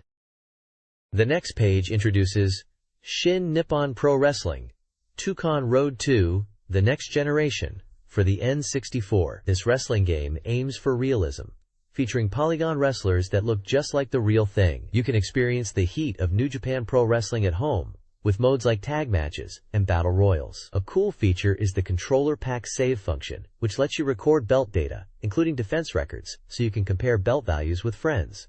A unique aspect for a wrestling game back then. The game boasts a full roster of New Japan Pro Wrestling stars, including popular figures like Hashimoto and Muta. Exhibition mode lets you play single and tag matches, and even 4-player battles in Battle Royal mode. For belt matches, you can compete for the IWGP belt, with separate divisions for heavyweight and junior heavyweight, though the page hints at the possibility of an openweight class being added. The page also highlights the exhibition mode for practicing techniques and getting used to the game controls, described as a sparring mode, which is good for beginners. It mentions the inclusion of wrestler Ogawa Naoya, known for his pro wrestling debut on April 12, emphasizing his original technique, the Santo. The screenshots show in-game action, highlighting the polygonal wrestlers and jumping hip attacks in the ring. This page of the magazine is packed with news about Mother 3. The general manager has announced a statement regarding the game, mentioning that despite rumors of delays and fishing trips, the development is progressing, and the game is expected to be amazing and fun. There's an exclusive interview with DCMC, a popular rock band, caught on the beach just before their world tour. They talk about their coolest hottest cool theme for their live shows, and their new song, Bon Voyage, Amigo. One lucky reader can even win the t-shirt worn by the band leader Shimi Z during the interview. The identity of the cartoonist behind the popular Mother-san one-panel manga has been revealed as Imaiki Tomoaki, who also works at Creatures Inc. as a 3D modeler for Mother 3. In a fun discovery, a valuable Earthbound, the US version of Mother 2, was found inside Creatures Company in the staff room responsible for game design and graphics for Mother 3. This treasure will be gifted to one lucky reader. Lastly, auditions are underway for performers in M3, indicating that the selection process is ongoing, and Itoi Shigesato will be carefully choosing the participants due to the high number of applicants. An interview with HAL Laboratories' M3 development team reveals the game's collaborative creation between Creatures and HAL Laboratory, overseen by director Sumita Atsushi. The team includes key members responsible for sound, windows, tools, maps, battle, player mechanics, and the main system. Mitsuhara Satoshi, the chief programmer, highlights the meticulous work on characters and environments. The team is approaching M3 as a novel RPG, experimenting early on with features like character movement and aiming to incorporate new technologies, including the 64DD add-on, despite associated challenges. The article references previous work, with Sumita having managed Kirby's Dream Land 2 and Mitsuhara having worked on Mother 2 character animations. The interview also includes a screenshot featuring an Icy from the SFC version of Mother 2 and mentions a chef enemy. A correction clarifies the number of character data entries. The next page features Tenka Musu N64 Uzumu, highlighting it as the first true sumo wrestling game on the N64. The article introduces the game's core concept of developing your wrestler's heart, technique, and body to reach the top. It mentions the Yokozuna Success Mode, which is a key feature. Game details reveal it's a bottom-up style game developed by SPG and utilizing 96 MB of memory, slated for release in November with an undecided price. Gameplay focuses on mastering techniques and utilizing wrestler parameters, emphasizing strategic depth beyond just button mashing. The game allows players to customize their wrestlers' appearances and develop their skills, which is reflected visually in the characters' in-game graphics. Comic strips on the page depict humorous scenarios related to sumo training and interviews, involving characters like reporters and sumo wrestlers, giving a lighthearted perspective on the sumo world within the game. One strip highlights Dengetsu Mountain winning consecutive tournaments and mentions a female trainer character. This page continues the feature on Tenka Musu N64 Uzumu, emphasizing the Yokozuna Success Mode, where players train their sumo wrestler from the ground up. It highlights choosing from 5 types of wrestlers, each with unique strengths. The game promises engaging events and minigames to enhance the wrestler's abilities, noting that after 3 years in the game's timeline, the goal is to reach the Yokozuna rank, the highest rank in sumo. A section details customizing your wrestler's ring name, Shikona, and the enjoyment of developing a personalized fighter. It also mentions diverse tournaments to participate in, including a tournament mode alongside the Yokozuna Success Mode, with the game boasting 16 wrestlers on screen simultaneously. Comic strips depict humorous scenarios, including a fishing minigame affecting wrestler stats, meal times being stake-focused to build bulk, and comedic scenes around training and media interviews. The humor touches upon the player character's training regime and interactions with reporters, providing a lighthearted take on the sumo wrestling world within the game. This page is a comic strip focusing on the Game Boy Pocket Monsters games, also known internationally as Pokemon Red and Blue. The page depicts characters excitedly playing and discussing the game, showcasing typical gameplay scenarios like catching Pokemon, considering nicknames, and trading. Featured Pokemon include Pikachu, Charmander, Bulbasaur, Squirtle, Psyduck, Oddish, Poliwag, Mew, and various others, highlighting the engaging and popular aspects of the original Pokemon games on the Game Boy. The next page is about game development insights for the Goemon series, specifically for Neo Momoyama Bakufu no Odori, which was released internationally as Mystical Ninja starring Goemon. The page is presented as a classroom setting where Goemon, Ebisumaru, and a character labeled K are discussing how to create an interesting game story. They are discussing the process of creating a game story, starting from brainstorming ideas for characters, events, and items. They talk about establishing the main boss and the overall game objective, then building the story by placing these elements on a map and creating routes and events along the way, comparing it to building a plastic model kit. The discussion also touches on the flexibility of the story development process, mentioning that changes and cuts are often made as the game develops. They also mention that some parts of the initially planned story are sometimes removed, referencing elements from Neo Momoyama Bakufu no Odori that were cut, like the Gorgeous Mice performance group. 2 people are featured in photographs: Keisuke Shindao from Konami's Goemon production team and Utana Kanasaka. They are introduced as part of the Goemon production team and are featured in a developer's column, providing insights into the game creation process. This page explores Nintendo's history with racing car games, RCGs, emphasizing their focus on fun and originality over realism. A timeline traces RCG releases from 1984 to 1996 across Nintendo platforms, including titles like F1 Race, Excitebike, Super Mario Kart, Wild Tracks, and Wave Race 64. Nintendo prioritizes elements like battle and speed in their RCGs, as demonstrated by examples such as VS Excitebike and Diddy Kong Racing. An interview with Shigeru Miyamoto reveals Nintendo's goal to create unique and interesting games, avoiding direct competition and aiming for a distinct Nintendo-like quality. He suggests Nintendo would pursue even unusual themes to achieve this, highlighting their commitment to originality. The article also reflects on 1989, a key year for the Game Boy's launch and Famicom's popularity, detailing simultaneous release titles like Super Mario Land. This page from Sounds Good discusses next-generation consoles, humorously calling them distorted computers, and focuses on the theme of customization, particularly relating to the 64DD and its unique rewritable disc feature, referred to as Kakike. The article highlights how this Kakike functionality offers players a different kind of experience. Mario Paint 64 is mentioned as a prime example, emphasizing its ability to save not just the final creation, but the entire artistic process, which is quite innovative. There is also a call for reader letters asking about player preferences on customization, whether they love it or hate it. The authors seem to advocate for embracing the raw and perhaps less polished aspects of gaming, even touching on a philosophical concept called ignorance of knowledge, suggesting that learning and discovery through playing are valuable, even without knowing everything up front.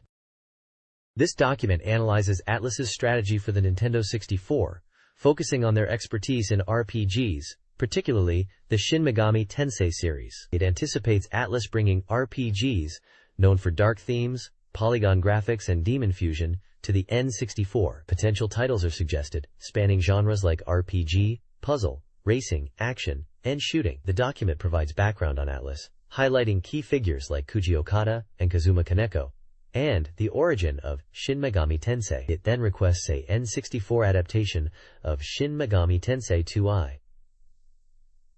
In response, Atlus confirms N64 development, with Snowboard Kids as their initial title. They express interest in adapting Goddess games for the N64, and mention Devil Summoner and Persona for the PlayStation. A note about an Atlus employee's interest in shooting games is included.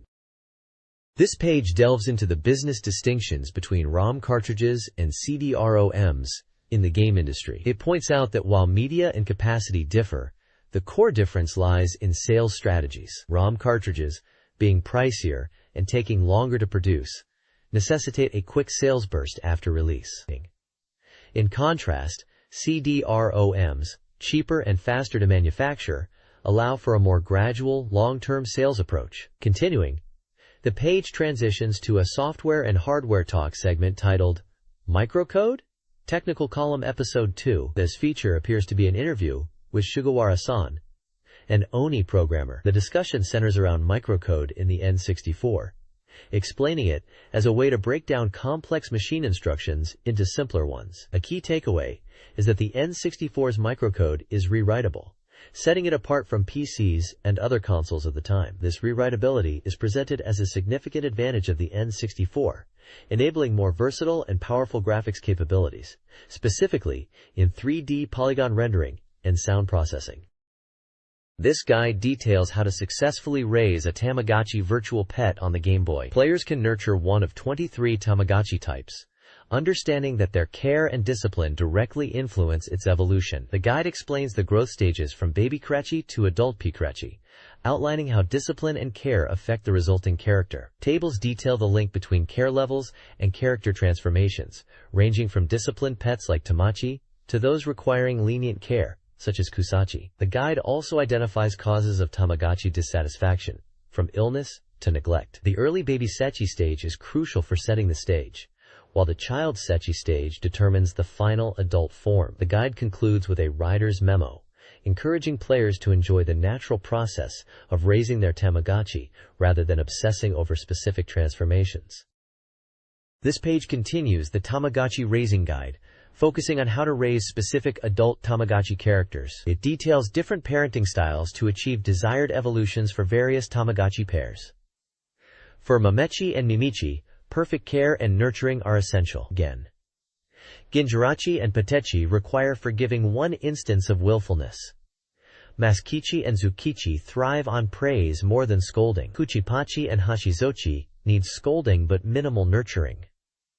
For Kusachi and Yorachi, forgiving two instances of willfulness is key. Takochi and Terakachi require neither discipline nor nurturing. Oyajichi and Sekitorichi are described as evolving from specific adult Kechi, emphasizing their rarity and the joy of obtaining them through diligent care and minimal neglect. A section introduces Sam, a mysterious character, described as a unique Tamagotchi from overseas, potentially American. His in-game details are shown, highlighting bread as his main food and Western-style toilets as his preferred restroom. Finally, the page reveals a character introduction mode, accessible in the music room, by pressing the select button after raising all 23 Tamagotchi characters, allowing players to view character introductions even after a game over, if continuing with the same file.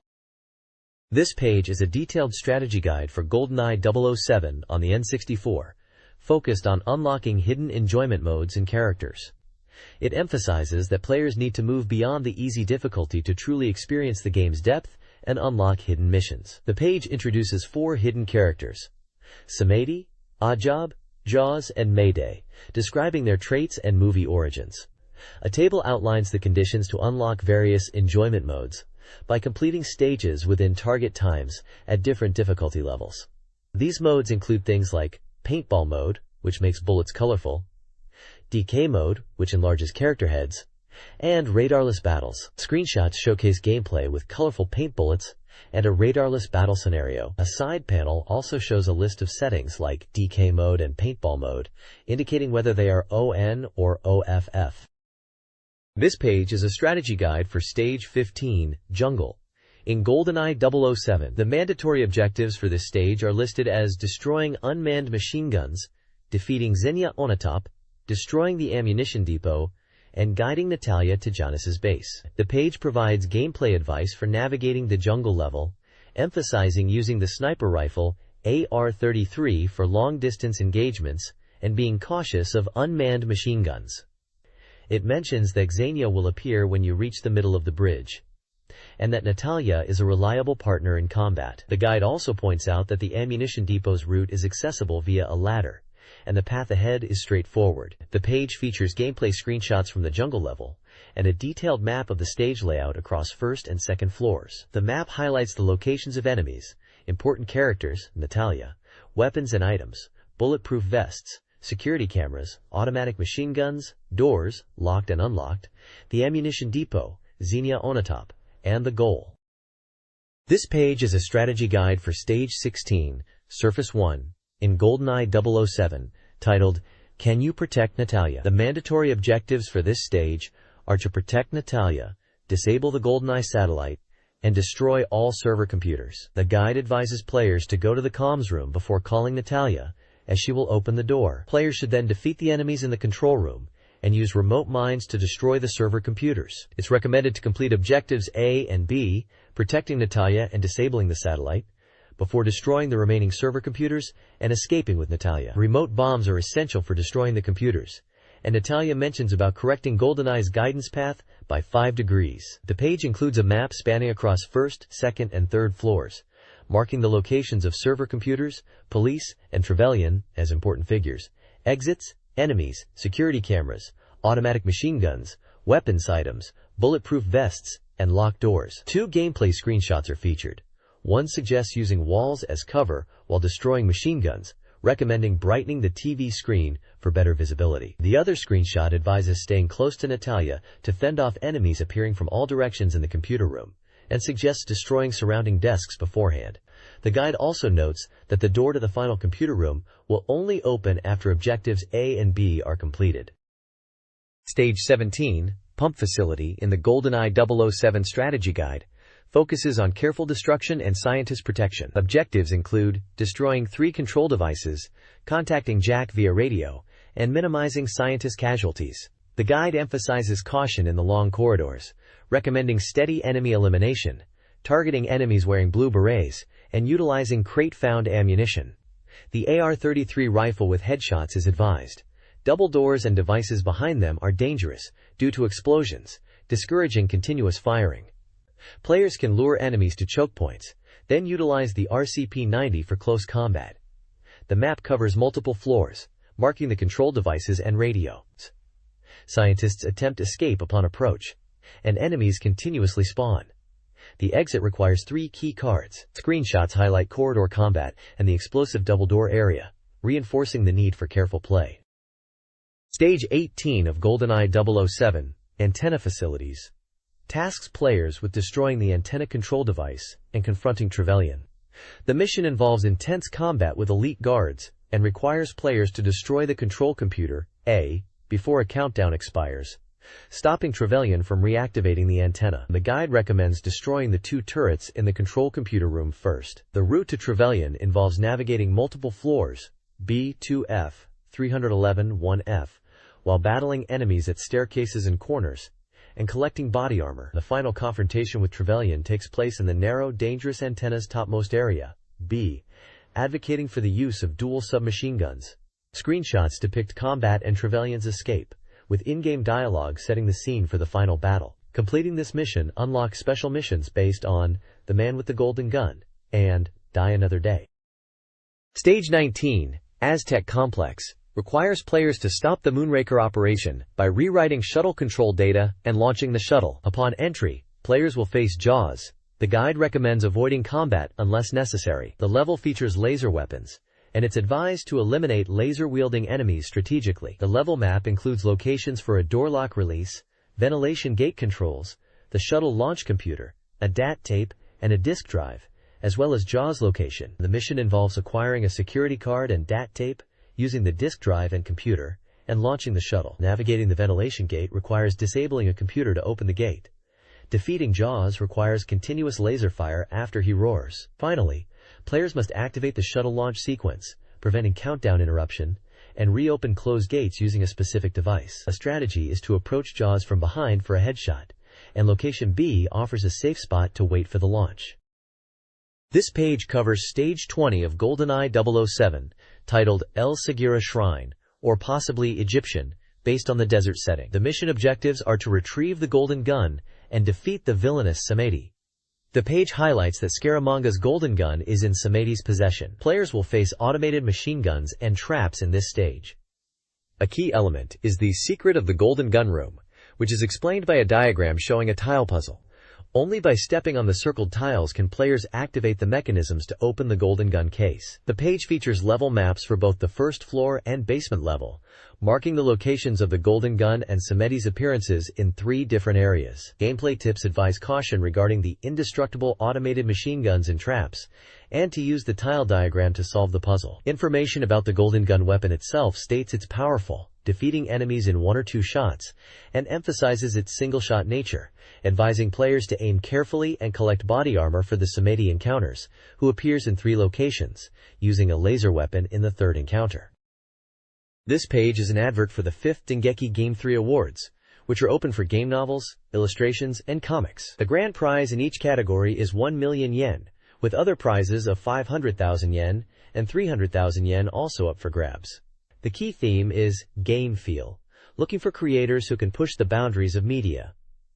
The deadline for applications is April 10, 1998. The advert also showcases past winners, highlighting successful works from previous awards, such as Time Leap, which was adapted into a video, and various titles from the Dengeki Bunko and Dengeki Comics labels, including series like Hyohei shi Orki Den, Crystal Cross, Amarafi the Merchant Adventurer, X-Men 3 White Zone, Gario Rise, Black Rod, Panzer Police 1935, and Naniwa Search God's Chronicle.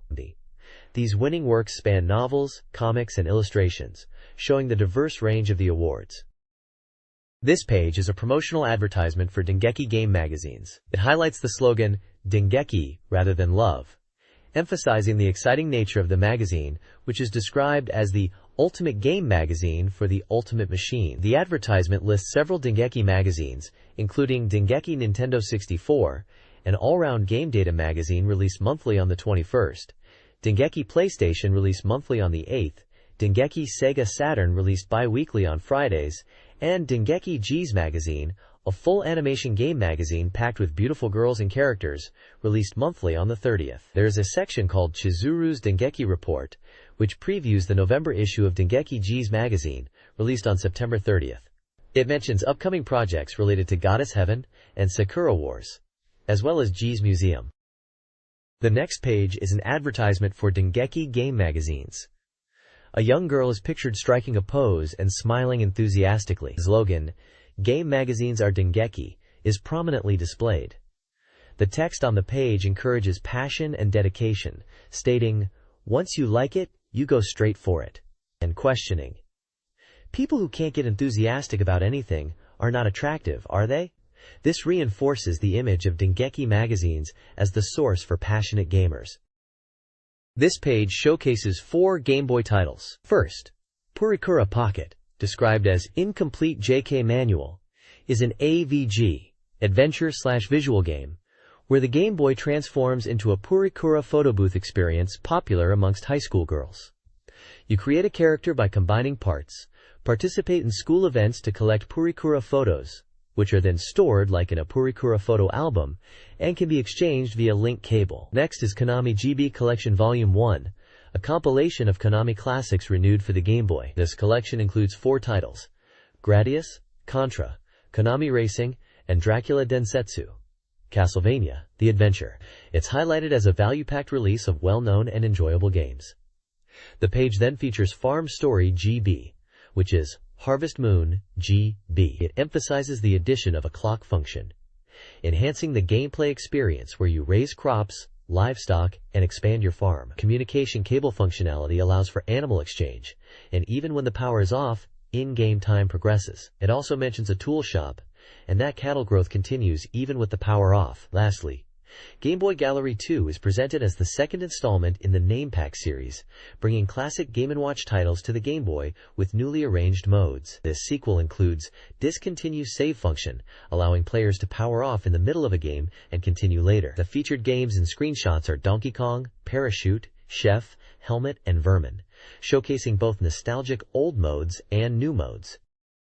The next page introduces Pocket Bomberman for the Game Boy, highlighting its new action-focused gameplay. It's described as a side-scrolling action game, where you master bombs and jumps, using bombs as platforms to reach new areas and items. Next up is Ganbare Goemon, Mystery of the Black Ship Gang, another Game Boy title. This action game features Goemon, Ebisumaru, and Sasuke as playable characters across 5 chapters. You'll collect items, battle bosses, and even enjoy mini-games like a 100-meter dash and string pulling. Castlevania Legends, known in Japan as Akumaju Dracula, Shikokutaru Zensukyoku, is also previewed. This Game Boy Castlevania title stars Sonia Belmont, a 17-year-old girl, and features familiar whip attacks alongside new soul weapons and a burning mode. The game boasts a multi-ending system that changes based on player decisions and promises epic boss battles. Finally, Sanrio Uranai Party is featured as a fortune-telling game for Game Boy. It uses popular Sanrio characters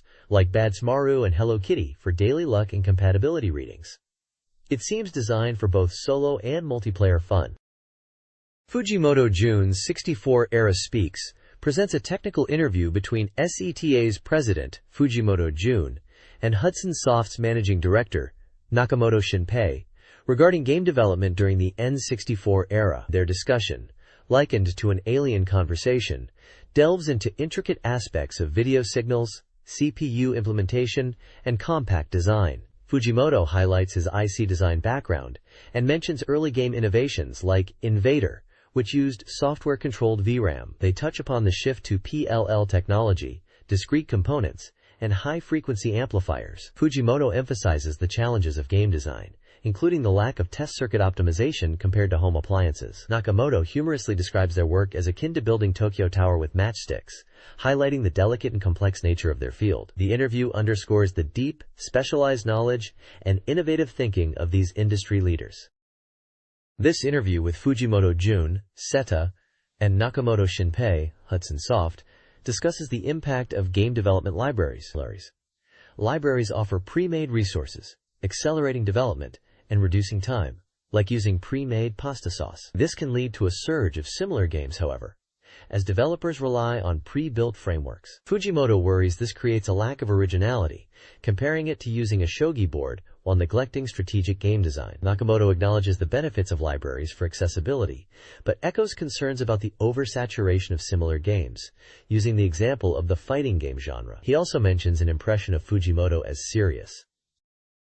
SETA's Fujimoto and Hudson Soft's Nakamoto discuss the game industry's landscape. They express concerns about the dominance of larger companies, market saturation from similar games created with accessible tools, and potential budget cuts, fearing a vicious cycle. Drawing on their 20 years of experience, they worry about a lack of originality and the intensity of competition, comparing the situation to small fish being hunted. Nakamoto remains optimistic about the N64's potential, viewing it as a versatile platform akin to wheat flour, and highlighting Hudson Soft's commitment. They acknowledge a summer release glut with few truly new ideas, fearing a potential market crash. The interview concludes with a call for cultivating fresh ideas to ensure the industry's future.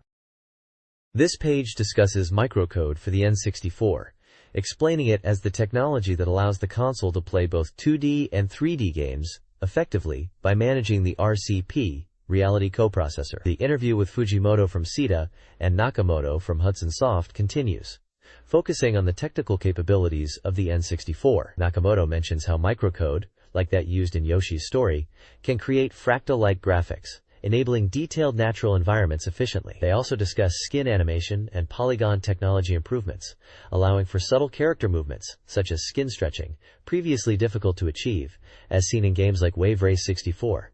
Nakamoto points out that even for standard 3D games like Super Mario 64, the N64 displays a significantly higher polygon count. They also mention Bomberman 64 as a title currently in development. They are optimistic that the N64's real potential will be realized in the next year, and Fujimoto announces that the interview will continue into the second half. This page reports on the Tokyo Game Show 97 Autumn, highlighting the trends of N64 third-party developers. While Nintendo themselves didn't have a large presence, companies like Konami, Imagineer, and Hudson showcased their upcoming software. Taito was present exhibiting Lamborghini 64, also known as Rampage 2 Universal Tour internationally, a racing game being developed by Titus. Taito will handle Japanese sales for this title, featuring licensed supercars like Lamborghini, Ferrari, and Porsche. The game is said to support 4-player battles and rumble packs, with the ROM being about 60% complete at the time of the show.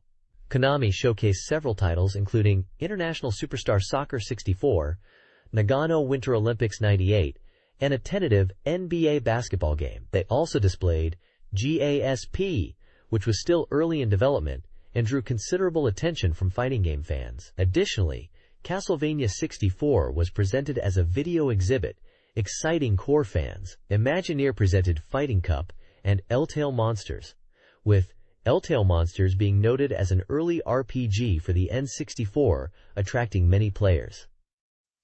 SimCity 2000 was also shown as a video, gaining significant attention as a long-awaited strategy-type game for the N64. They mentioned SimCity 2000 was about 30% complete at this stage. The next page dives into the trends from third-party N64 developers at the Tokyo Game Show. Nintendo is emphasizing support for these developers, streamlining the N64 development environment with better tools and libraries. Hudson was showcasing 2 games, Last Legion UX, a 2-player robot battle game with rumble support, and Denryu Ira Ira Bo, a game based on a TV show requiring delicate 3D stick control. Namco's booth prominently featured Family Stadium 64, drawing crowds and praise for its character animations.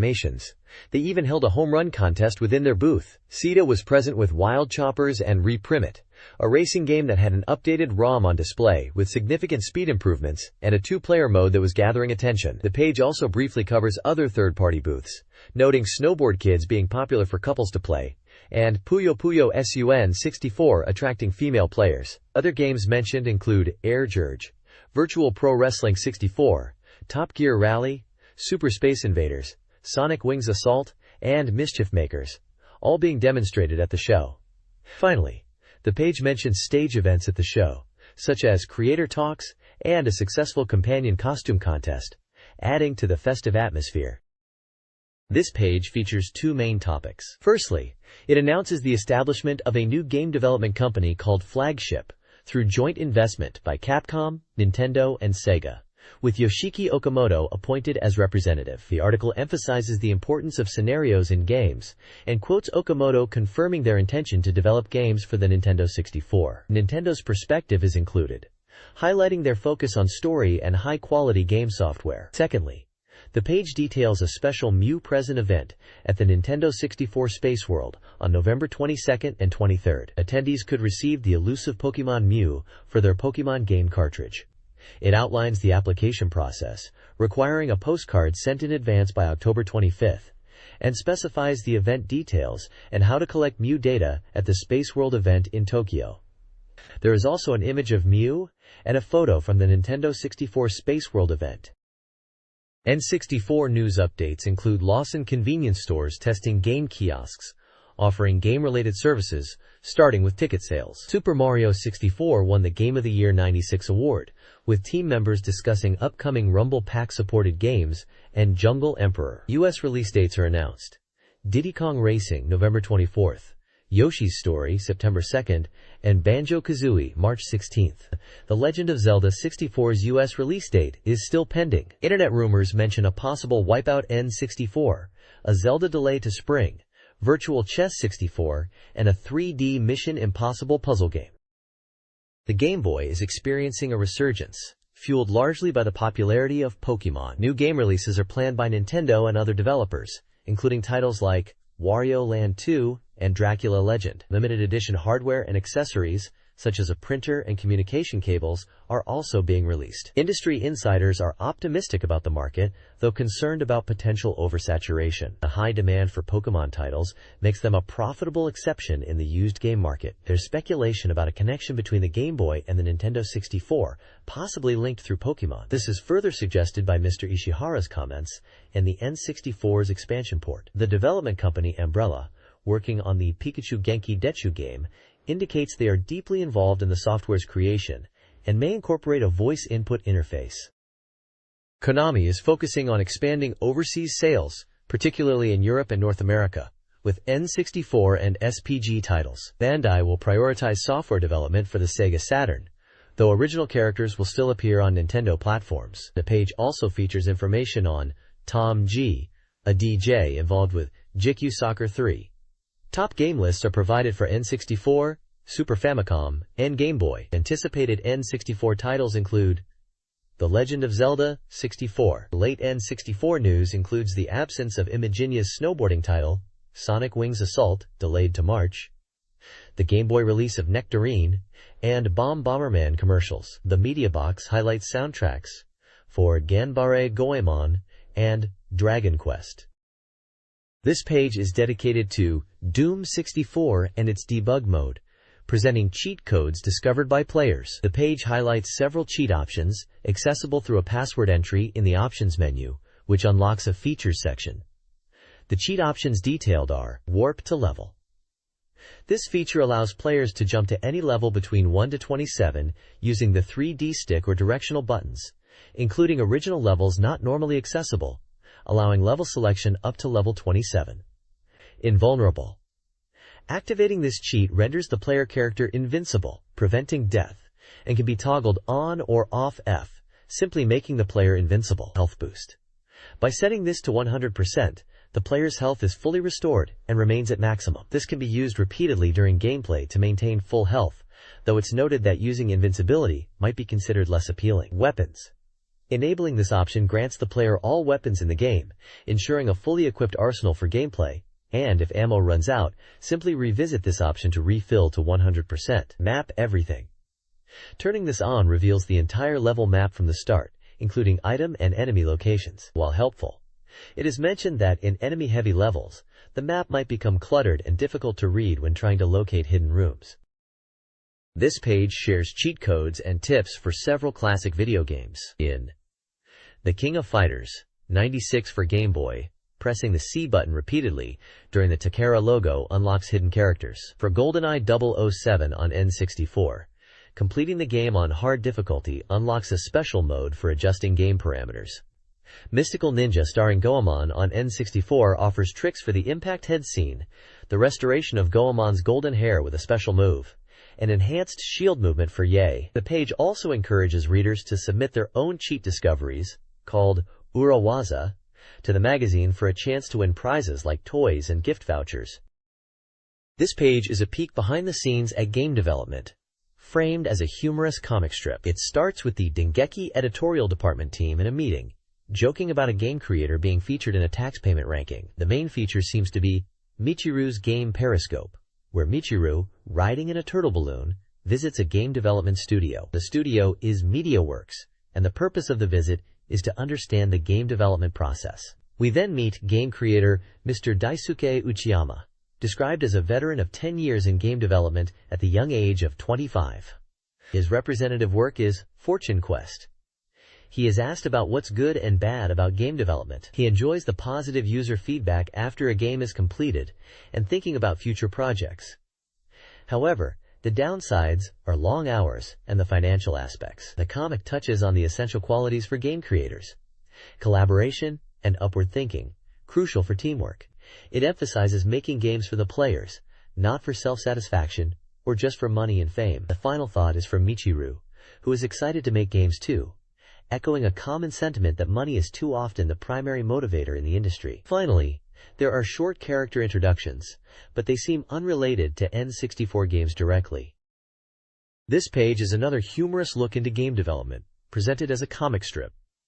It depicts a visit to a game development studio, showcasing the various roles involved. We see introductions to a graphic designer, described as having a sharp visual sense but getting annoyed with feedback, a sound director who samples even cockroach footsteps for sound effects, a scenario writer who is absent due to working on a project called Buta Buta, and a programmer adept with computers. The comic then transitions to a planning meeting where the team brainstorms game ideas. A love simulation game titled Tokidoki Melancholy, sometimes Melancholy, is proposed and enthusiastically approved, aiming for 1 million sales. Following this, there's a segment on character design, where the team discusses drawing many cute girls, leading to a challenge of differentiating them, and ultimately resulting in an order to draw 200 girl illustrations by tomorrow, including swimsuit versions. The final panels reveal that the ambitious plan was actually scrapped due to storage limitations, and the comic ends with a general warning about the harsh realities of the game industry, urging young people to be prepared for a challenging path. At the bottom of the page is an invitation for readers to send letters to Mr. per Megasecond, Michi of Delicious Food, at the provided address. This page showcases reader-submitted color illustrations and comments on various games. The art includes fan art from games like Pokemon, Tactics Ogre, and Final Fantasy V-2. Readers share their thoughts, with one comparing a dragon drawing to Pokemon and Mega 10. Another highlights the water effects in Olympia from Tactics Ogre. Other submissions feature characters such as Sephiroth, Yuffie, Maria, R, Palam and Porom, Mary, and Sandy. Readers discuss character preferences, reminisce about gameplay experiences, and share drawing techniques. Several express their love for specific games, characters, and gameplay mechanics. This page showcases reader-submitted fan art with accompanying commentary. Submissions followed specific guidelines regarding pen names, addresses, and artwork quality. The art includes characters from various games, such as Psychic Force, Final Fantasy V-2, Mystic Arc, Jelly Boy, 64 Impact, and Tactics Ogre. Styles and subjects vary widely, from a masculine Amelia to a dragon inspired by Japanese folklore, and character portraits to comical depictions of game elements. The page also features Manga Comedy Theater, a section of short comic strips. These comics humorously portray game-related themes like Dr. Mario, difficult boss battles, sniping mechanics, and party member selection in RPGs. Amedio-kun is hosting a Present Detective Squad giveaway with various prizes, including video games, consoles, and accessories. Prizes include 3 copies each of Bomberman 64, J-League Dynamite Soccer 64, Konami GB Collection Volume 1, and Kawa no Nushitsuri GB. The giveaway also features 3 Nintendo 64 consoles, 3 Game Boy Pockets, 10 designated book cards for Nintendo 64 books, 5 64 system racks, 3 Horicom Commander N64 controllers, 9 ASC 2-pad 64 controllers, and 10 copies of Top Gear Rally. To enter, participants must answer a questionnaire and send it on a postcard to a specified address by early June. Winners will be announced in the December issue. This page showcases upcoming game releases for Nintendo 64, Super Famicom, and Game Boy. For the N64, there's a huge lineup, including titles like Bomberman 64, J-League 11 Beat 1997, Famista 64, and Wave Race 64, all hitting in September and October. November is packed with games such as Wild Choppers, Hexen, and Pro Mahjong Goku 64. December sees the arrival of Top Gear Rally and Yoshi's Island 64, with Virtual Pro Wrestling 64 and Hyper Olympic in Nagano also on the way. Several other titles are listed with release dates in December, yearly, winter, and to be determined, including Super Mario RPG 2, The Legend of Zelda, Pilot Wings 64, and Pokemon 64. The list also indicates special features like battery backup, controller pack support, and Omoshiro pack compatibility, which likely refers to special game bundles. Moving to Super Famicom, there are fewer releases listed, including Daokusei 2 in November, Super Bidaman in December, and some titles with release dates to be determined like Ah, My Goddess, and Fighting Ice Hockey. Finally, for Game Boy, the release schedule includes titles like Die Brighter, Konami GB Collection Volume 1, Game Boy Gallery 2, and Metarot throughout September and October. Further titles are listed for November, December, winter, and release dates to be determined, such as Trump Collection GB, Pokemon 2, and Saint Lala's Sadistic Romance, again with battery backup noted for some titles. This page is an advertisement for the Nintendo 64 game Top Gear Rally. It highlights the Super Body Sensation Battle Rally experience, which is likely promoting the immersive and exciting nature of the game. The page features 2 women, one in a bikini jumping, and another in a dress sitting and smiling, to visually emphasize the fun and excitement. Below the women is the gamebox art for Top Gear Rally showing in-game car action. The text promotes it as a race game for 1 to 2 players, and announces a release date of December 5th.